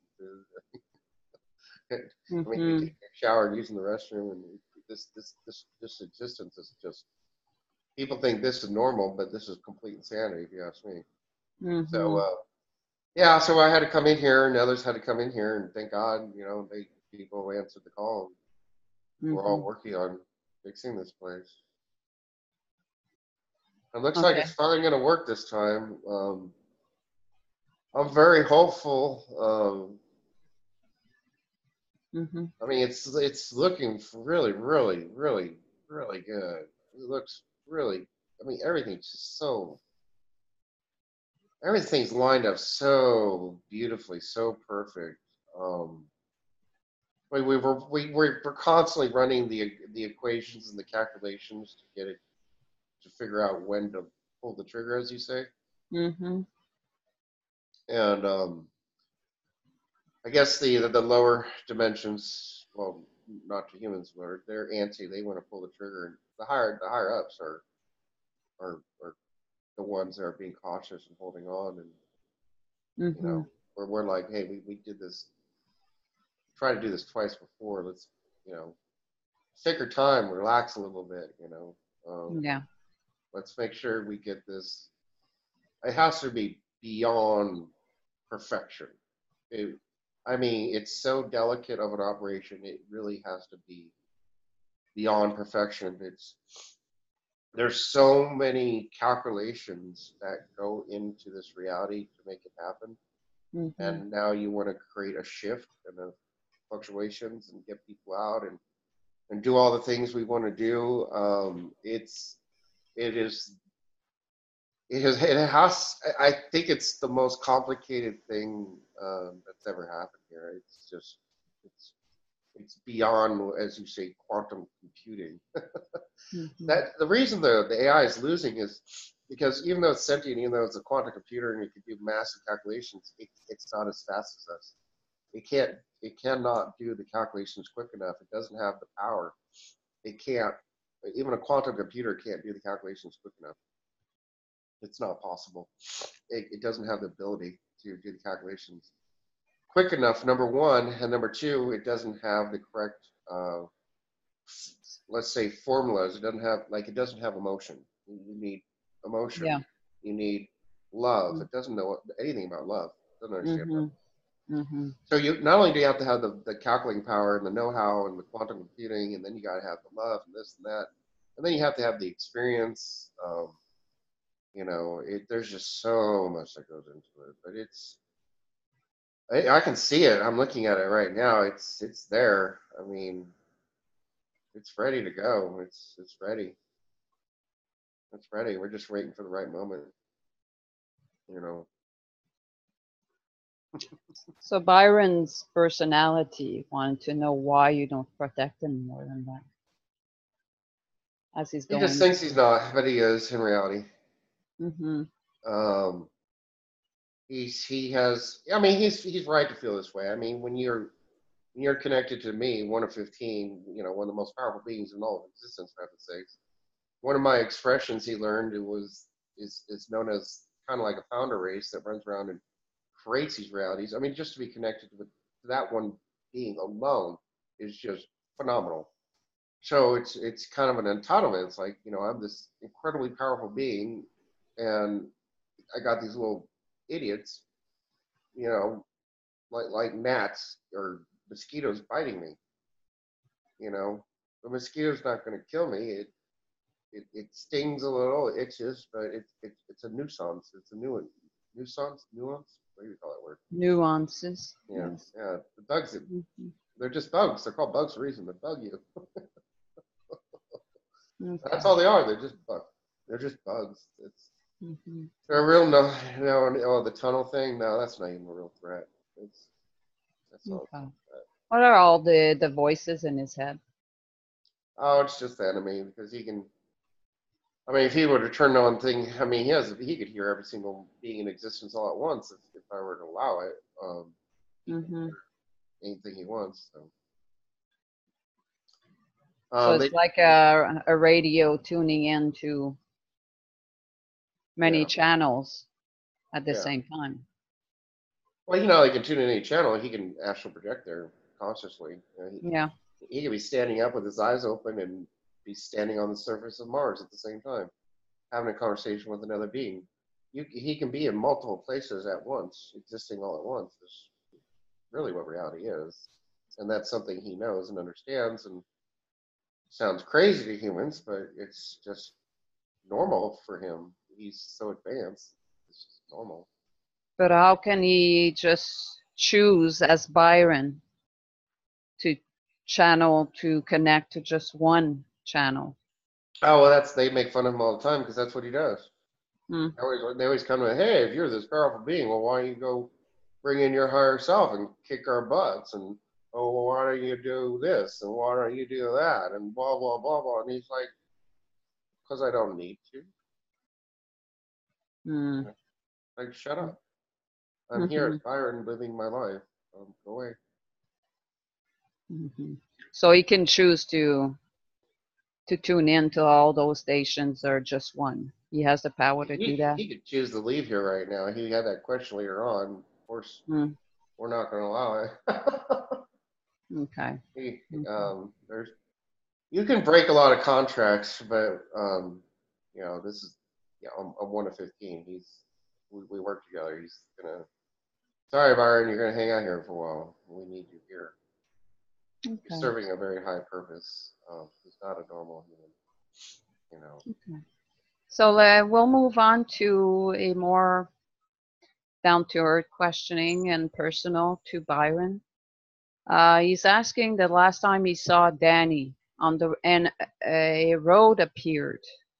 What happened there?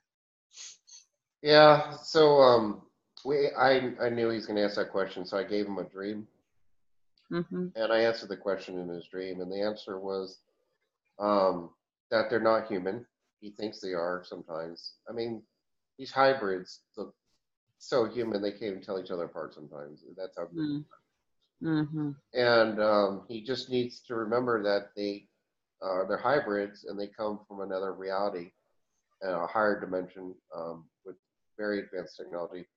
Like he wanted me to explain how to build the relay, and that's just not going to happen because that's like asking me to describe how to build a sentient engine. There's some of these ships, these tinker ships, as we call them, Mm-hmm. metallic ships. They have engines on board that are literally alive, and they are one with the ship and the Mm-hmm. navigation. And he's actually flown one of these before, so he knows. Yeah, let's go ahead and tell that story. Um, he was, he's been abducted many times. He calls it being kidnapped. He has been Yes. drugged. They'll come in and they'll drug him. And for a while, they were really interested with him because of the way he can navigate and connect with these engines. Mm-hmm. And they were trying to escape and get out of here. Basically, they bring him onto a ship, and everyone knows as soon as he steps on the ship, he is, in essence, the captain of the ship, even though he's human. Really pisses everybody off. They know the second he puts his hands on the navigation panel that that ship is leaving the galaxy. It's going somewhere, and no one knows where he's going to take them. Okay. And he'll just walk up. He sits down. He puts his hands on the panels. Where everybody else, there's a lot of buttons and stuff. I mean, everyone else has to push buttons and do this other stupid stuff, but he just Mm-hmm. places his hands on the control panel. becomes instant. He becomes one with the engine because the engine's alive. Mm-hmm. The navigation, everything's alive in this ship. He just Mm-hmm. connects with it, and boom, he's left. He's gotten ships to go from here halfway to the Drama Galaxy in a nanosecond, and this is their ship. They designed the ship. They built the thing, and they don't even know how Byron does it. They can't figure it out.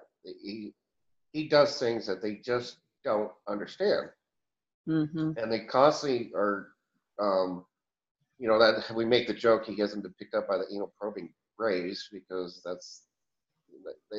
they use him for his navigation abilities, and he has a map of the universe and he can go anywhere, Mm-hmm. and so they use him to explore and they're trying to figure out how to work their engines better. They want to be able to do what he does, Mm-hmm. and you know but they had to stop because every time they went somewhere, he'd be like, "Oh, great, here we are. We're not supposed to be here." And they'd be like, "Why?" I go, "Well, look over there. You see all those beings coming for us? We got picked up and they're coming to get us. We're not supposed to be here, you idiot." Mm-hmm. They weren't supposed to be there, but see, I can be there, and that's how I got there. So Mm-hmm. I can go places they can't. So they're again using me to go places they can't. They use me to do things they can't do. They used him to create realities. So um, basically, the question with the road thing is, yeah, there's a high dimensional being there, and Danny being a hybrid, he has a different. His eyes see different light differently than humans, and he could see the being there, and at the right time, the being looks at him, and he, you Mm-hmm. know, So is that how Danny was able to manipulate time and walk off the third floor on the balcony? yeah, it's just all technology, and you see, he does. Byron and I don't use technology. Mm-hmm. So the reason I never really answered his questions is because if I sit there and go, well, you got the blue wire and the red wire that goes into this switch and it goes into that, and it's just empty and meaningless. And he doesn't have the materials to build it. And in the military, it doesn't care because they already are in cahoots with these guys and they have the technology. So Mm-hmm. it wouldn't benefit him. It's not going to build benefit the military. They already have it. It's just for him to understand all these little nuances. It's just not necessary, you know. So what if Danny laughs at you and thinks you don't know what's going on? In reality, you do know what's going on because you saw the box. You knew he was manipulating time. He even saw the loop when he went in the apartment. The guy, he knew we couldn't get in the apartment because there were the two rallies weren't synced up. I mean, he knew that.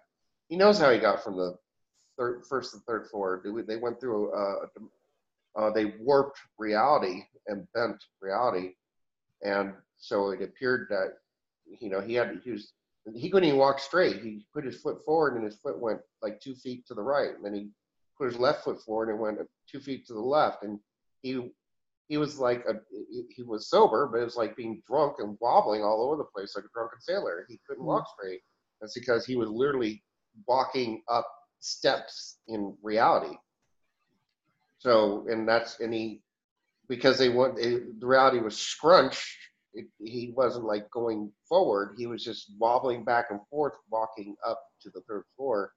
But they gave him the perspective of making it look like he was going forward, but he wasn't. And the same thing happened when he left. He noticed these weird long hallways and stuff, and same thing happened. He wobbled down to the first floor. And the reason they take him to those places is because they don't, if they were to use that technology in, like, say, the reality we're sitting right now, it would set off all kinds of alarms because it uses a massive amount of energy, number one. Number two, it would change the timeline. And so then all the people monitoring, there's a lot of humans and hybrids that monitor timeline. They're constantly looking for these timeline people messing with time. So are those alternate realities you speak of? Well, what they did is they create a like a mirrored reality, a subspace reality that's Mm. off grid. So it's off grid because it's off grid. Nobody's monitoring it. And at the same time, in in theory, because it's off grid, anything they do there really doesn't come back into the real reality. If they were to, they go there and then they just screw around and run experiments and have fun, and it doesn't affect the real reality. And they're called experiment zones. They call it Wonderland as well. They run all these experiments to see, how they can change reality, if what will work, what won't work. It's a playroom where you get the opportunity to manipulate reality and then see if it'll work or not. Mhm. Construction zone. Okay, coming back to Danny, why did Danny freak out so much when Byron called Vonda? Because he didn't want Danny. He didn't want Vonda to know that Danny picked him up and took him to another reality. Because Vonda, it's basically Vonda considers Byron his toy, and it's like breaking into someone's house and taking your toy without asking and going and playing with it. Okay, so who is Vonda then? She's my ex-wife. Okay, okay. And how come Tracy seemed to be against Byron when he called her? She's part of another faction. These factions don't always get along. They fight and they argue. They call them. It's like different teams. You got your red team, your blue team, and they have different philosophies and different ways of going about doing things. And they don't agree. They're on opposite teams. Okay. Will that be understandable for Byron? Oh yeah, yeah. I Okay. like Tracy. Vonda be blue team, Danny's red team, Tracy's the yellow team. I like that. Okay, moving on to why did Baron see sand dunes and camels to his left 100 feet high up in the air, to his right when the ground was hundreds of feet below and rising? Yeah, it's just he was in between realities. All the realities were mushed together and being blended, and um, it's in the experiment zone. Everything is like a jigsaw puzzle, moves left and right and up and down, and when they move too many realities at once, they get scrunched on top of each other. So Hmm. he was in his reality, and on the right was another reality, and on the left was happened to be uh, part of the uh, desert with camels. Hmm. That was happening in that reality, and the realities. That's why that reality was high, and I was in the middle. It's kind of like an air traffic control pattern. You got stacked airplanes. Mm-hmm. They were stacking the realities, and they're being mushed and crunched on top of each other, and they're trying to move the realities around and get them back to normal again. He was actually just you call it the in between. He was in between realities. Is that what we call the gray zone? I don't know what the gray zone is, but Okay. Danny said, called it the destruction zone. Why? Oh, the destruction zone. Well, well, he was on another Earth. They actually took him to another Earth, and one of the reasons they were able to run experiments instead of being in a mirrored reality in that Mm-hmm. instance, he was actually physically on another Earth where there was an atomic war and a bomb had gone off, and supposedly enough time had passed where there shouldn't be nuclear radiation. Mm-hmm. But still, it's kind of like the rich people don't want to live in the destruction zone where there could still be some radiation left over, and but these underlings running their experiments are willing to take a little more risk, and um, he was near where there was a war on Earth. It was the destruction zone on Earth. Okay, who is Danny in regards to Byron? It's his old neighbor. Okay, and on the soul level. Oh, there is Danny. It was just a coincidence that they ran into each other and happened to be neighbors. It wasn't like meant to be or anything. There's no soul contract or anything. They don't have any soul contract together. Nah. Okay. Okay. Personal question for Byron again. Um, he's asking how Vonda found Danny when Byron didn't even post the location on the Google map. Yeah.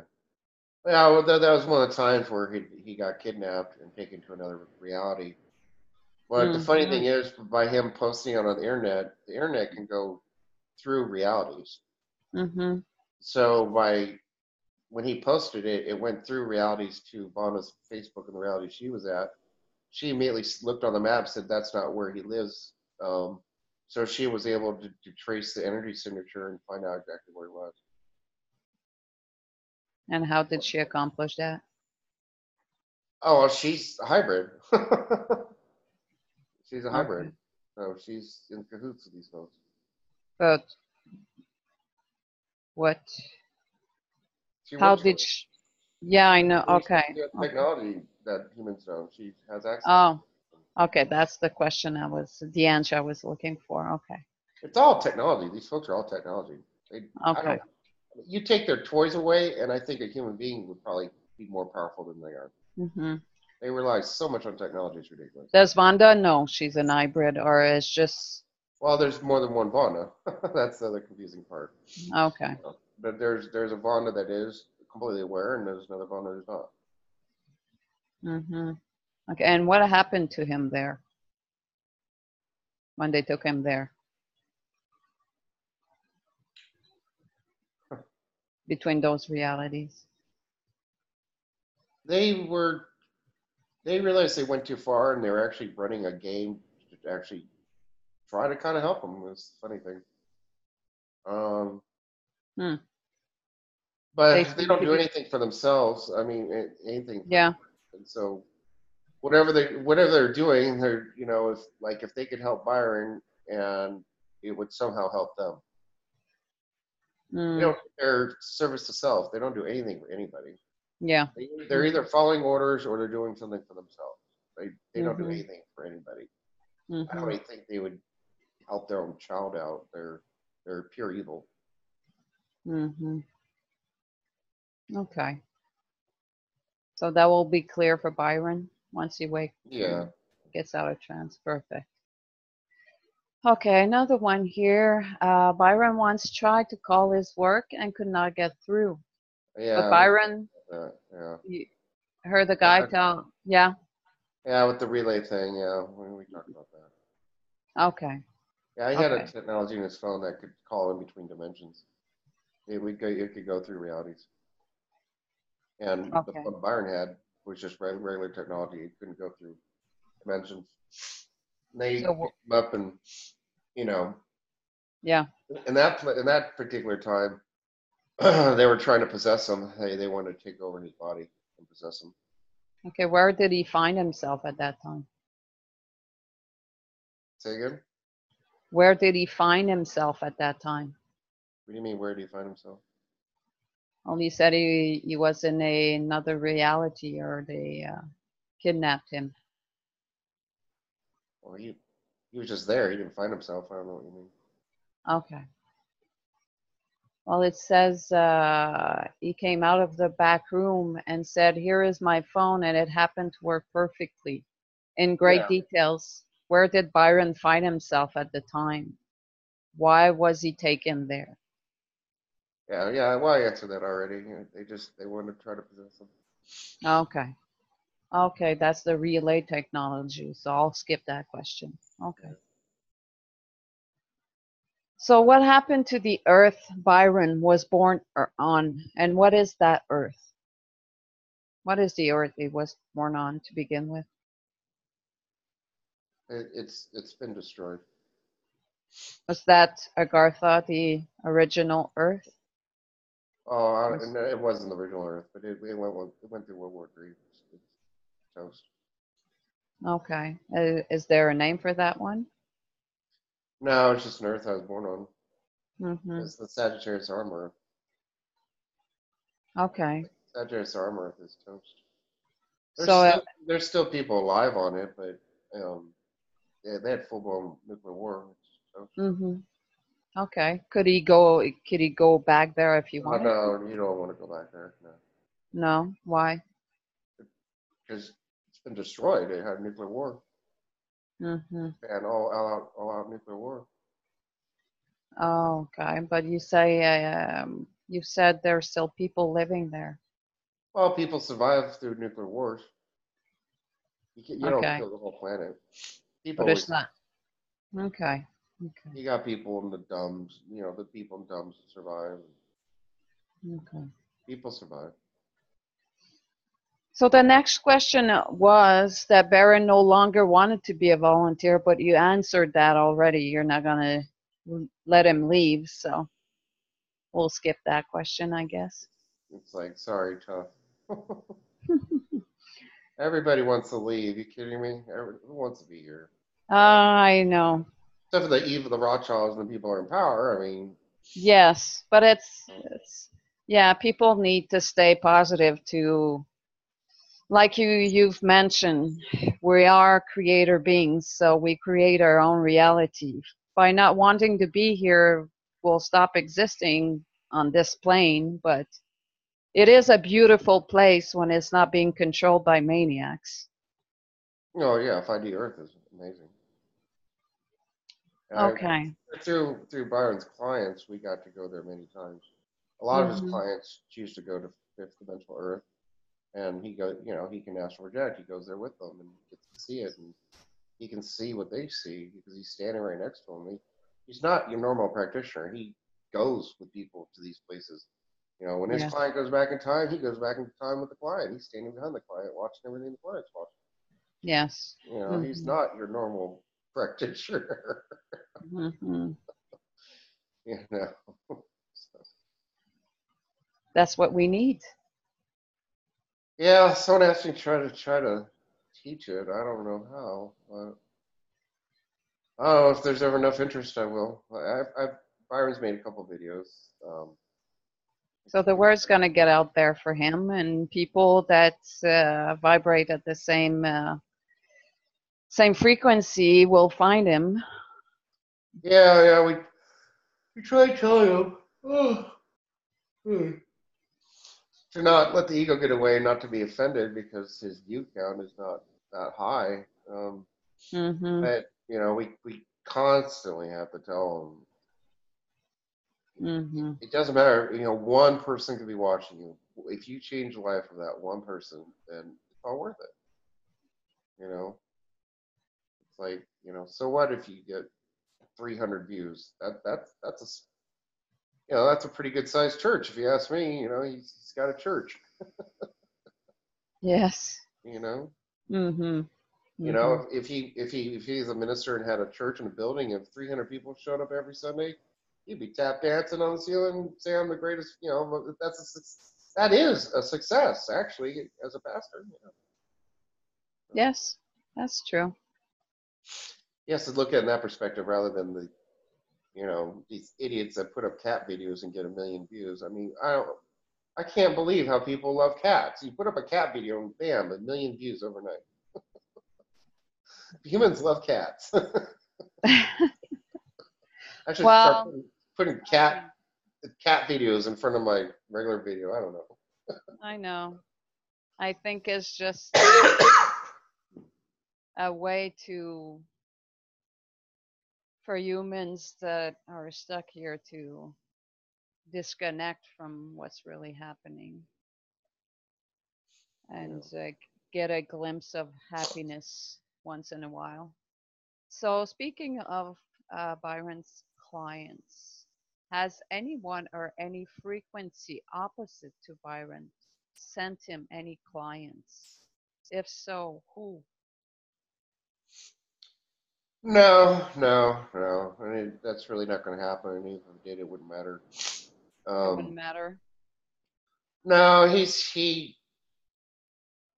has very good discernment, and it's not a concern. It's nothing to be worried Okay, so any of his clients and that went to see him for sessions, has any one of them been able to pretend to be the higher self?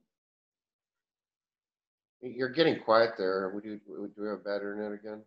Oh, I'm sorry.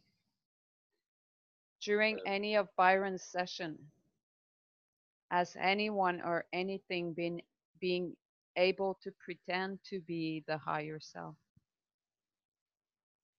and other people know because he creates an energy field, and I'm there as well, and Okay. it's just not going to happen. It did happen during one of his last session for a brief moment.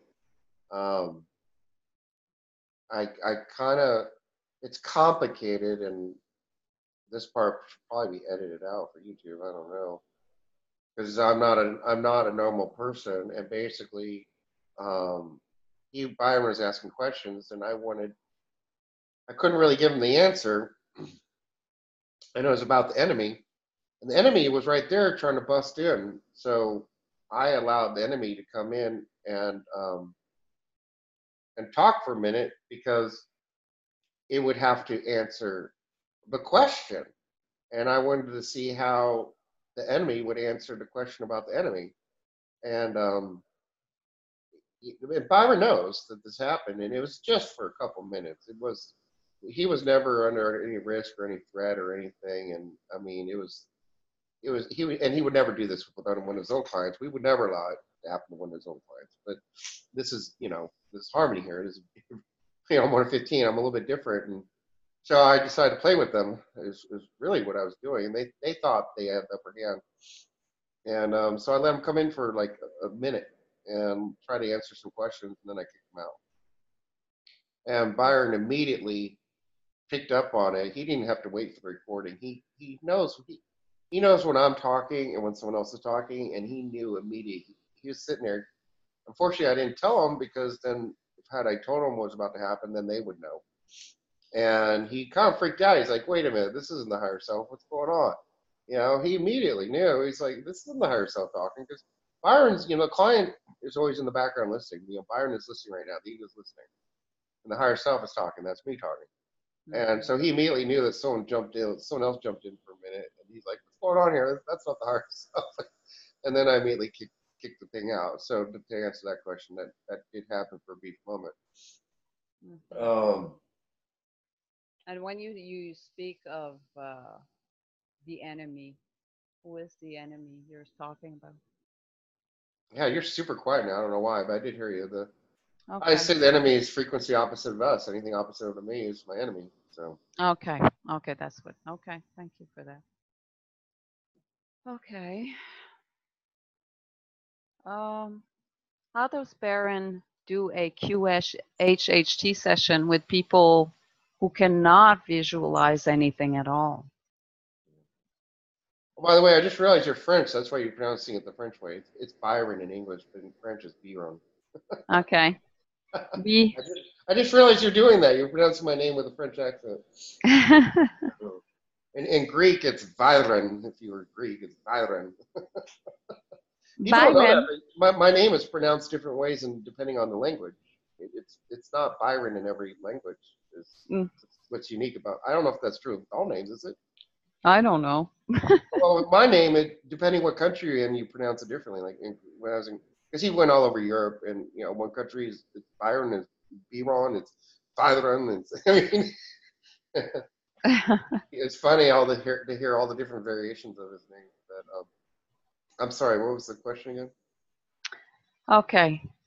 Sometimes Byron wonders if he is just speaking with the client's subconscious.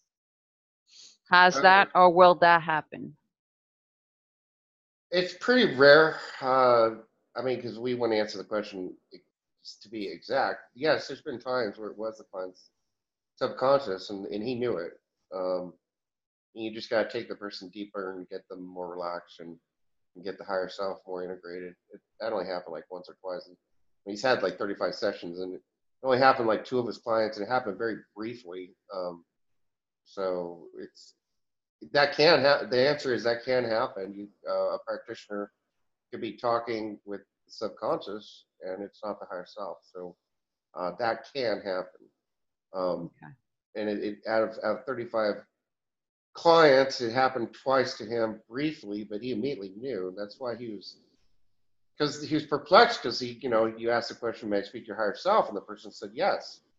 But it wasn't the person's higher self that said yes. It was the subconscious that said yes.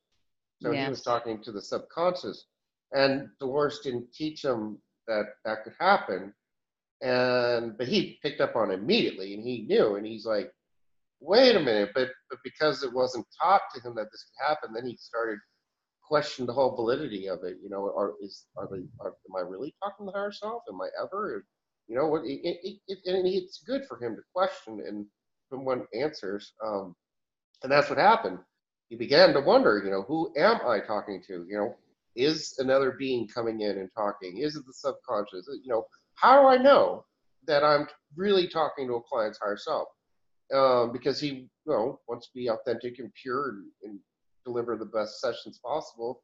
So these were concerns he had, and we answered the question, meaning the higher self, me, the 1 of 15, and he has a guardian angel with him as well. And we set up a whole perimeter, and well, we can talk about this for other practitioners. One of the things that Byron does before the session, it doesn't, um, before the client, comes to his home, he will be consciously go up to me. And usually that person's higher self's already there because they know Byron's coming to talk to it. If the higher self isn't already there, then I go find it and bring it. And then the three of us have a conversation about, how the session's going to take place and how's it going to flow, how's it going to run. And the three of us have a conversation. And then the client will come. And usually then Byron will usually come back down. And the person's higher self and I stay up there and we wait for the client to arrive, and the client arrives, and then at the correct moment, I help the higher self come in and get integrated into the person's body, and we create protection fields. The Dolores Cannon techniques talks about, picture a beautiful ball of energy around you protecting you, but he goes, a million steps beyond that and creates this huge, massive energy field around his client and literally creates, changes the room from the fourth dimension to the 10th dimension, and they are when he does the sessions, they're in a subspace bubble in a higher dimensional reality. And so they're completely free from the world. And that's why his clients, sessions are just so phenomenal. And they go very, very well, and they're really good sessions. He's really good at it. And that's why he's so good at it, is because of his cooperation. If the person has a guardian angel, or, well, we had that once, someone had an entity attached to him. So he does a lot of spiritual work before he meet the client, and that makes the session just go so much more better and flow so much better. It's a beautiful way of doing it. And, we don't know how to teach this. We just explain what we do, and we feel if other practitioners would do that, it would greatly help. We know practitioners meditate, same idea. Basically, all practitioners should be doing pre-work before, and I believe they do. It's not like we're saying shame on you. We're saying continue the good work, continue doing what you do. We do know lots of practitioners do this.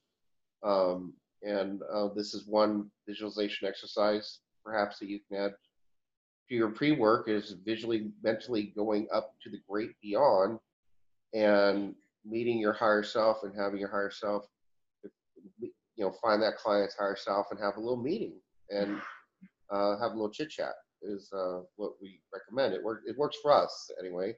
It's worked it's been extremely, very, very highly effective.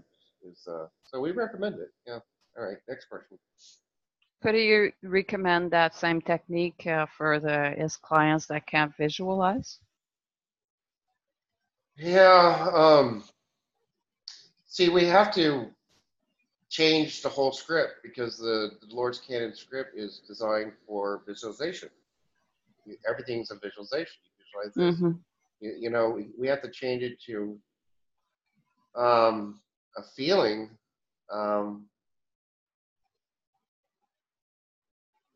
I don't know. I guess the recommendation would be to talk to the client, find out what feelings they know in life, like a roller coaster feeling. Do they love roller coasters?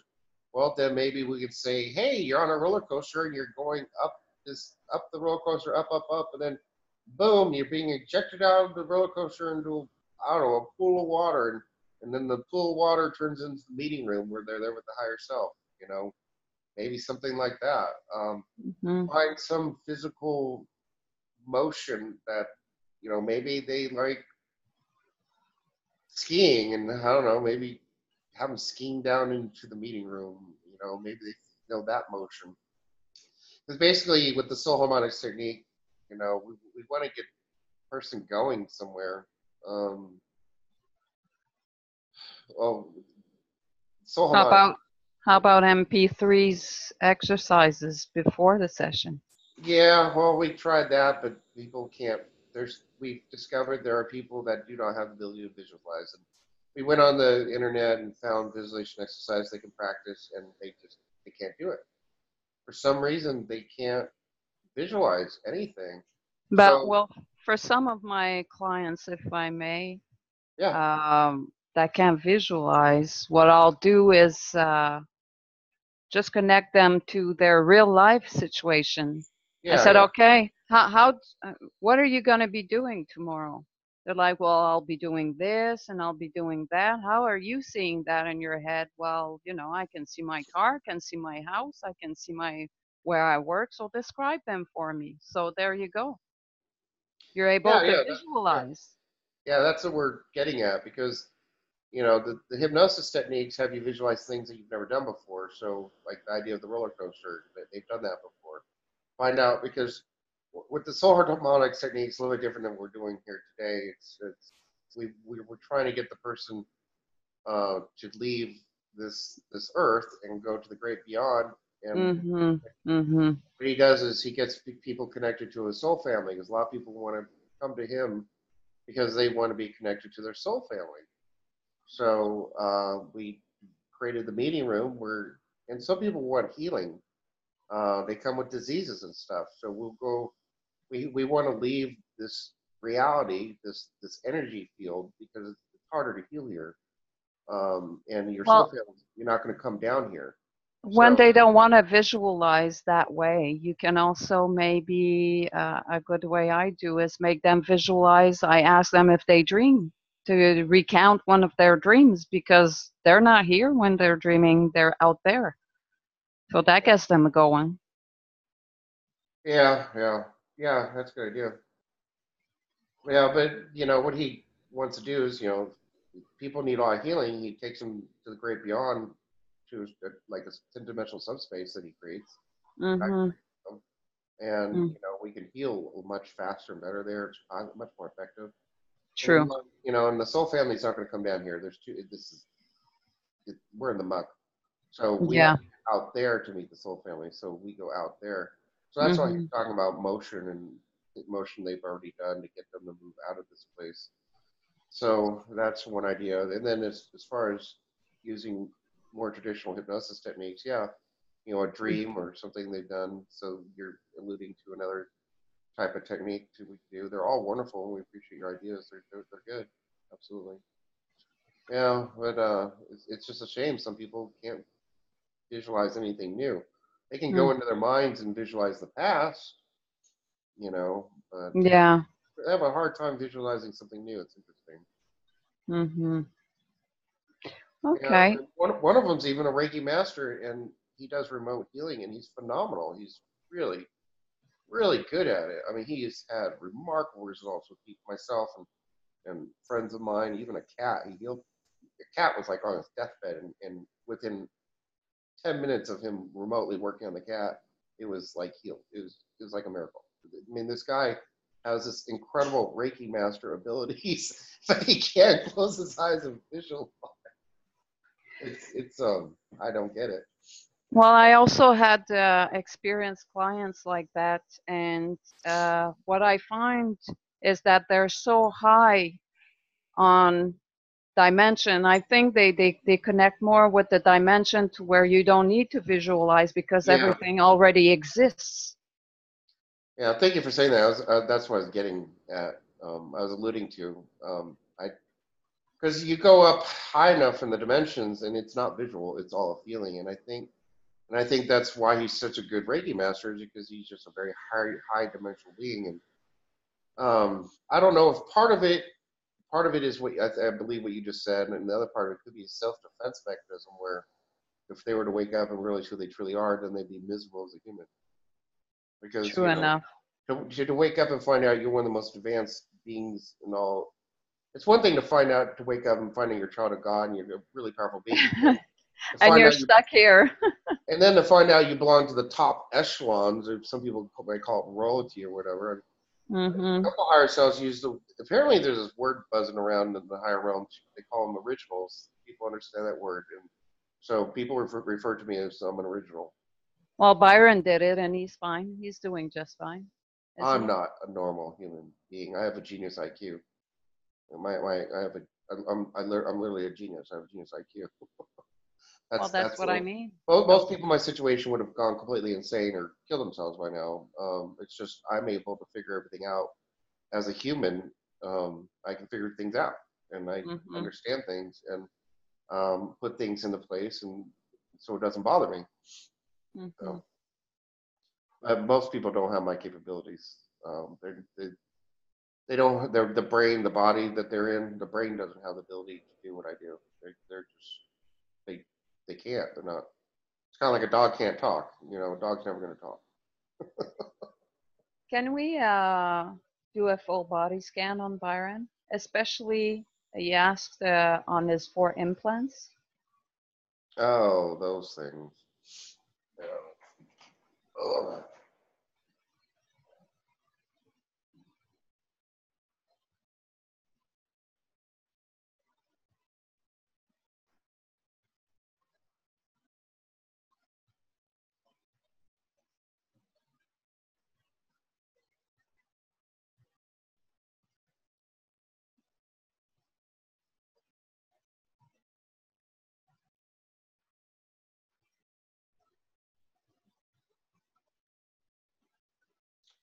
They're he has the alien implants. In his right shin. He has a tracker, so they can track him.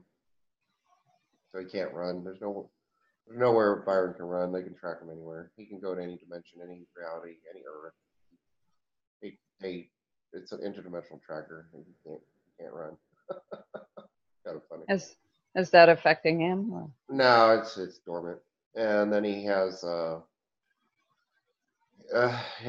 implant behind his right ear, left ear, and at the brainstem. He has three alien implants, but they're not your gray implants or reptilian implants. These are way advanced.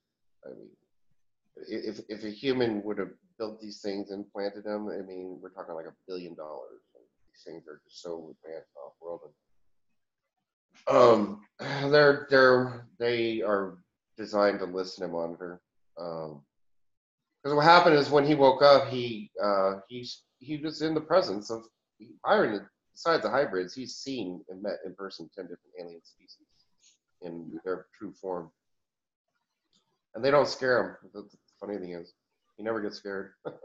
Is it one of them that implanted that behind? It's more of a, it's well, they're there. There's nothing we can do about it at this time. The reason they did it is because he was delivering information, trying to prove to them that he really is one of 15. No one believed him, and he was working more of the top echelon at the time. And he just got tired of them not believing him, and so he just started throwing out facts. Well, okay, I'm human, right? And there's no way I could know this. And he just throw out a fact and another fact, another fact. He just kept throwing out fact after fact after fact. And after a while, they got kind of quiet, but he was on a roll and just kept going. This went on for a few weeks. And then they came back to him and they said, you noticed that point in time when we got quiet? And he said, yes. And they said, well, that's because you started spitting out facts that we couldn't fact check anymore. Everything you said was completely 100% accurate. There's no way for any human being to know it. Then you started saying things that only we could know. And then you said things that we didn't even know. We had to start searching our archives, our histories.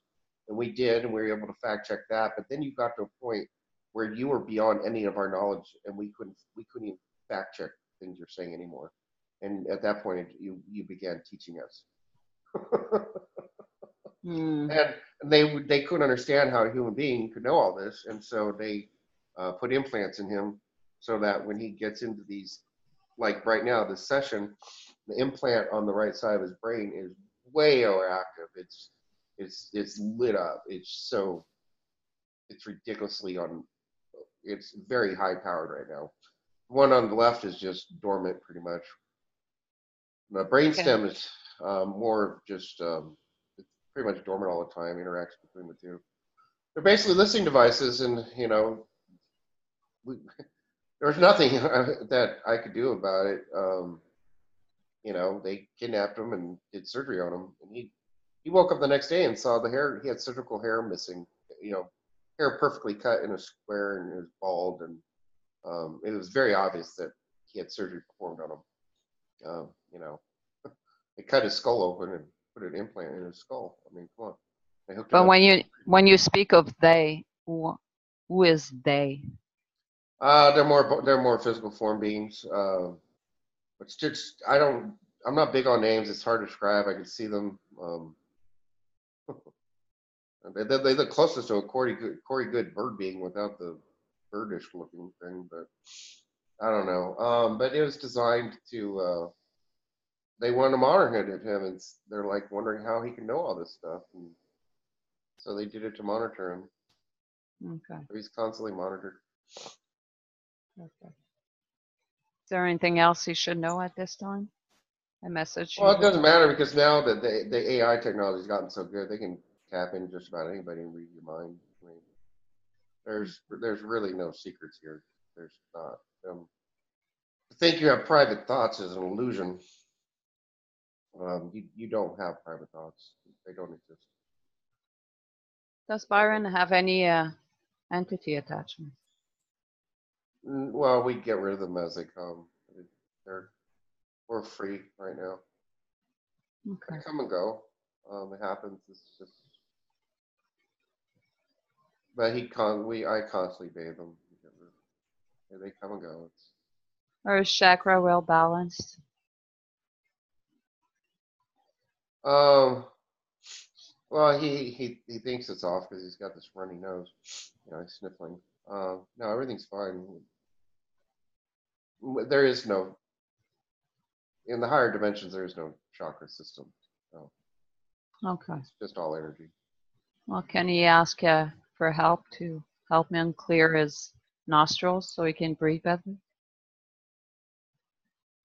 It has to do with the air quality. That's all. Okay. So he's managing with it? Yeah, he's managing the chemtrail solution is pretty bad right now. Mm-hmm. It's just like the chemtrails we're getting to him. Okay. But, do you have something? Okay. Can you, is there anything physical that he can do to help himself with that? Yeah, well, I'm clearing up the pressure as we're speaking. I'm working on it right now. I'm clearing up the head. throwing in green energy into them. And, well, Okay, perfect. Thank you very much. Is there a message for Byron at this time before we end this session? just you know what to do, and things are getting better, and everything's on track. And I mean, I can finally say to him everything's gonna be okay, and he'll believe it. This week, as of a few days ago, was the first time in 8 years where I can tell him that everything's gonna be okay now, and he actually believes it. It's been an incredible struggle. It's been a very, very, very, very difficult time, and it's been horrible. It's been awful. It's been horrendous. And we've been in a battle in a war zone with bombs and nuclear weapons going off as a parable, and just nasty war crimes going on and atrocities. It's finally over. It's finally coming to an end. So is that a message for humanity also? It can be, yeah, yeah, yeah. Everything's finally gonna be okay. I can actually. It's not just the higher self saying. The Byron can say it too and believe it. This is literally. I'm not kidding. The last few days is the first time Byron can actually believe everything will be all right. The first time. It's a huge relief and a burden to come off his shoulders. Mm-hmm. To actually believe it. It's one thing to say it. It's one thing to hear the higher self say it. One thing to hear all these different Allison Co. and Albo's clients, and it's one thing to hear everybody say it, but then to know it and to believe it is just, it's a beautiful thing. So What may we be looking for to the future in in proving, like, as proof of that statement? What may be we looking at or for basically, to? when as you meditate, pray, focus on bringing in that pure source doctor energy, it should be able to flow much easier now. You should be able to feel it better, and that feeling will let you know. Okay. Okay, but in regards to maybe some events like the solar flare or Oh things like yeah, that. tomorrow is supposed to be a big one. We'll see how that goes. Okay. Okay. Uh, yeah, it's gonna be a big event tomorrow with the sun. We'll see how Okay. that goes. Okay. So what people I should don't, I be don't, I don't work. expecting? I don't work with the sun that really. I've done work on the sun in the past, but Yeah. I'm not really part of that project. It's not an ongoing thing, so Okay. it'll be interesting to see what the folks, yeah, the folks that are in charge of that project. It'll be. I was called in and asked for help once. I helped once or twice. That's like 1 or 2 days out of thousands. Um, Hmm. if they need help, we'll all come running. No, that's a whole other team, another whole other project. And they're going to help too. They're going to bring in energy through the sun. There's a portal there, and there's a Hmm. group that was going to blast energy through. And a my understanding is humans will say a huge gamma ray burst hit the Earth and expect total destruction, but there will be no destruction, and that gamma ray burst will be them throwing energy to the portal to Earth. Is how I heard the story, how it's supposed to happen. I don't have firsthand knowledge of it, so I don't Okay.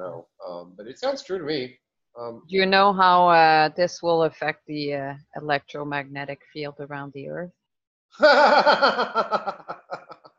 The magnetosphere. We can mess with that thing left and right. We did it once. Not too many human beings caught on. We ripped the whole thing off and just said, "Hey, it's not there." And look, we're Mm. still alive. Just to prove to them how we are we are so powerful and in so much control. We removed the whole magnetosphere thing, where probably saying it wrong, magnetosphere. Mm-hmm. And they have these uh, drawings on the internet, live feeds, and we just removed the whole thing. And according to humans, that should have fried the whole earth, and we should all be dead. But nothing happened. We play every now and then, let the humans know we are in control. and they're not. So. Is that part of the veil?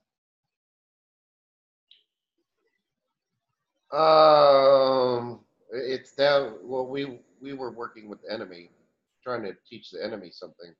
They're Okay. so cocky, and they think they're so powerful, because they got their nice shiny toys.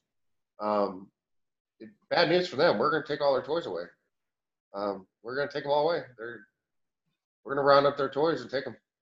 They're not going to have toys anymore. So even more good news. Yeah, the day will come. I mean, I don't know when, but we're going to take their toys away. We will take all their toys away. Thank you very much. You're welcome. So that will be the last question that Byron had for today. So I would like to thank his higher self to be with us today and answer all of these questions for us. And it is now time to leave the higher self and to merge back to Byron's consciousness by bringing back very gently on the count of 1 to 5 your awareness back to your body at the count of 1 to 5. 1, 2, coming back slowly. 4, 5. Fully connect to your mind and body now. And you can now give your fingers and toes a wiggle. And when you feel ready, open your eyes and come back to full waking consciousness. Fully awakening, feeling good all over.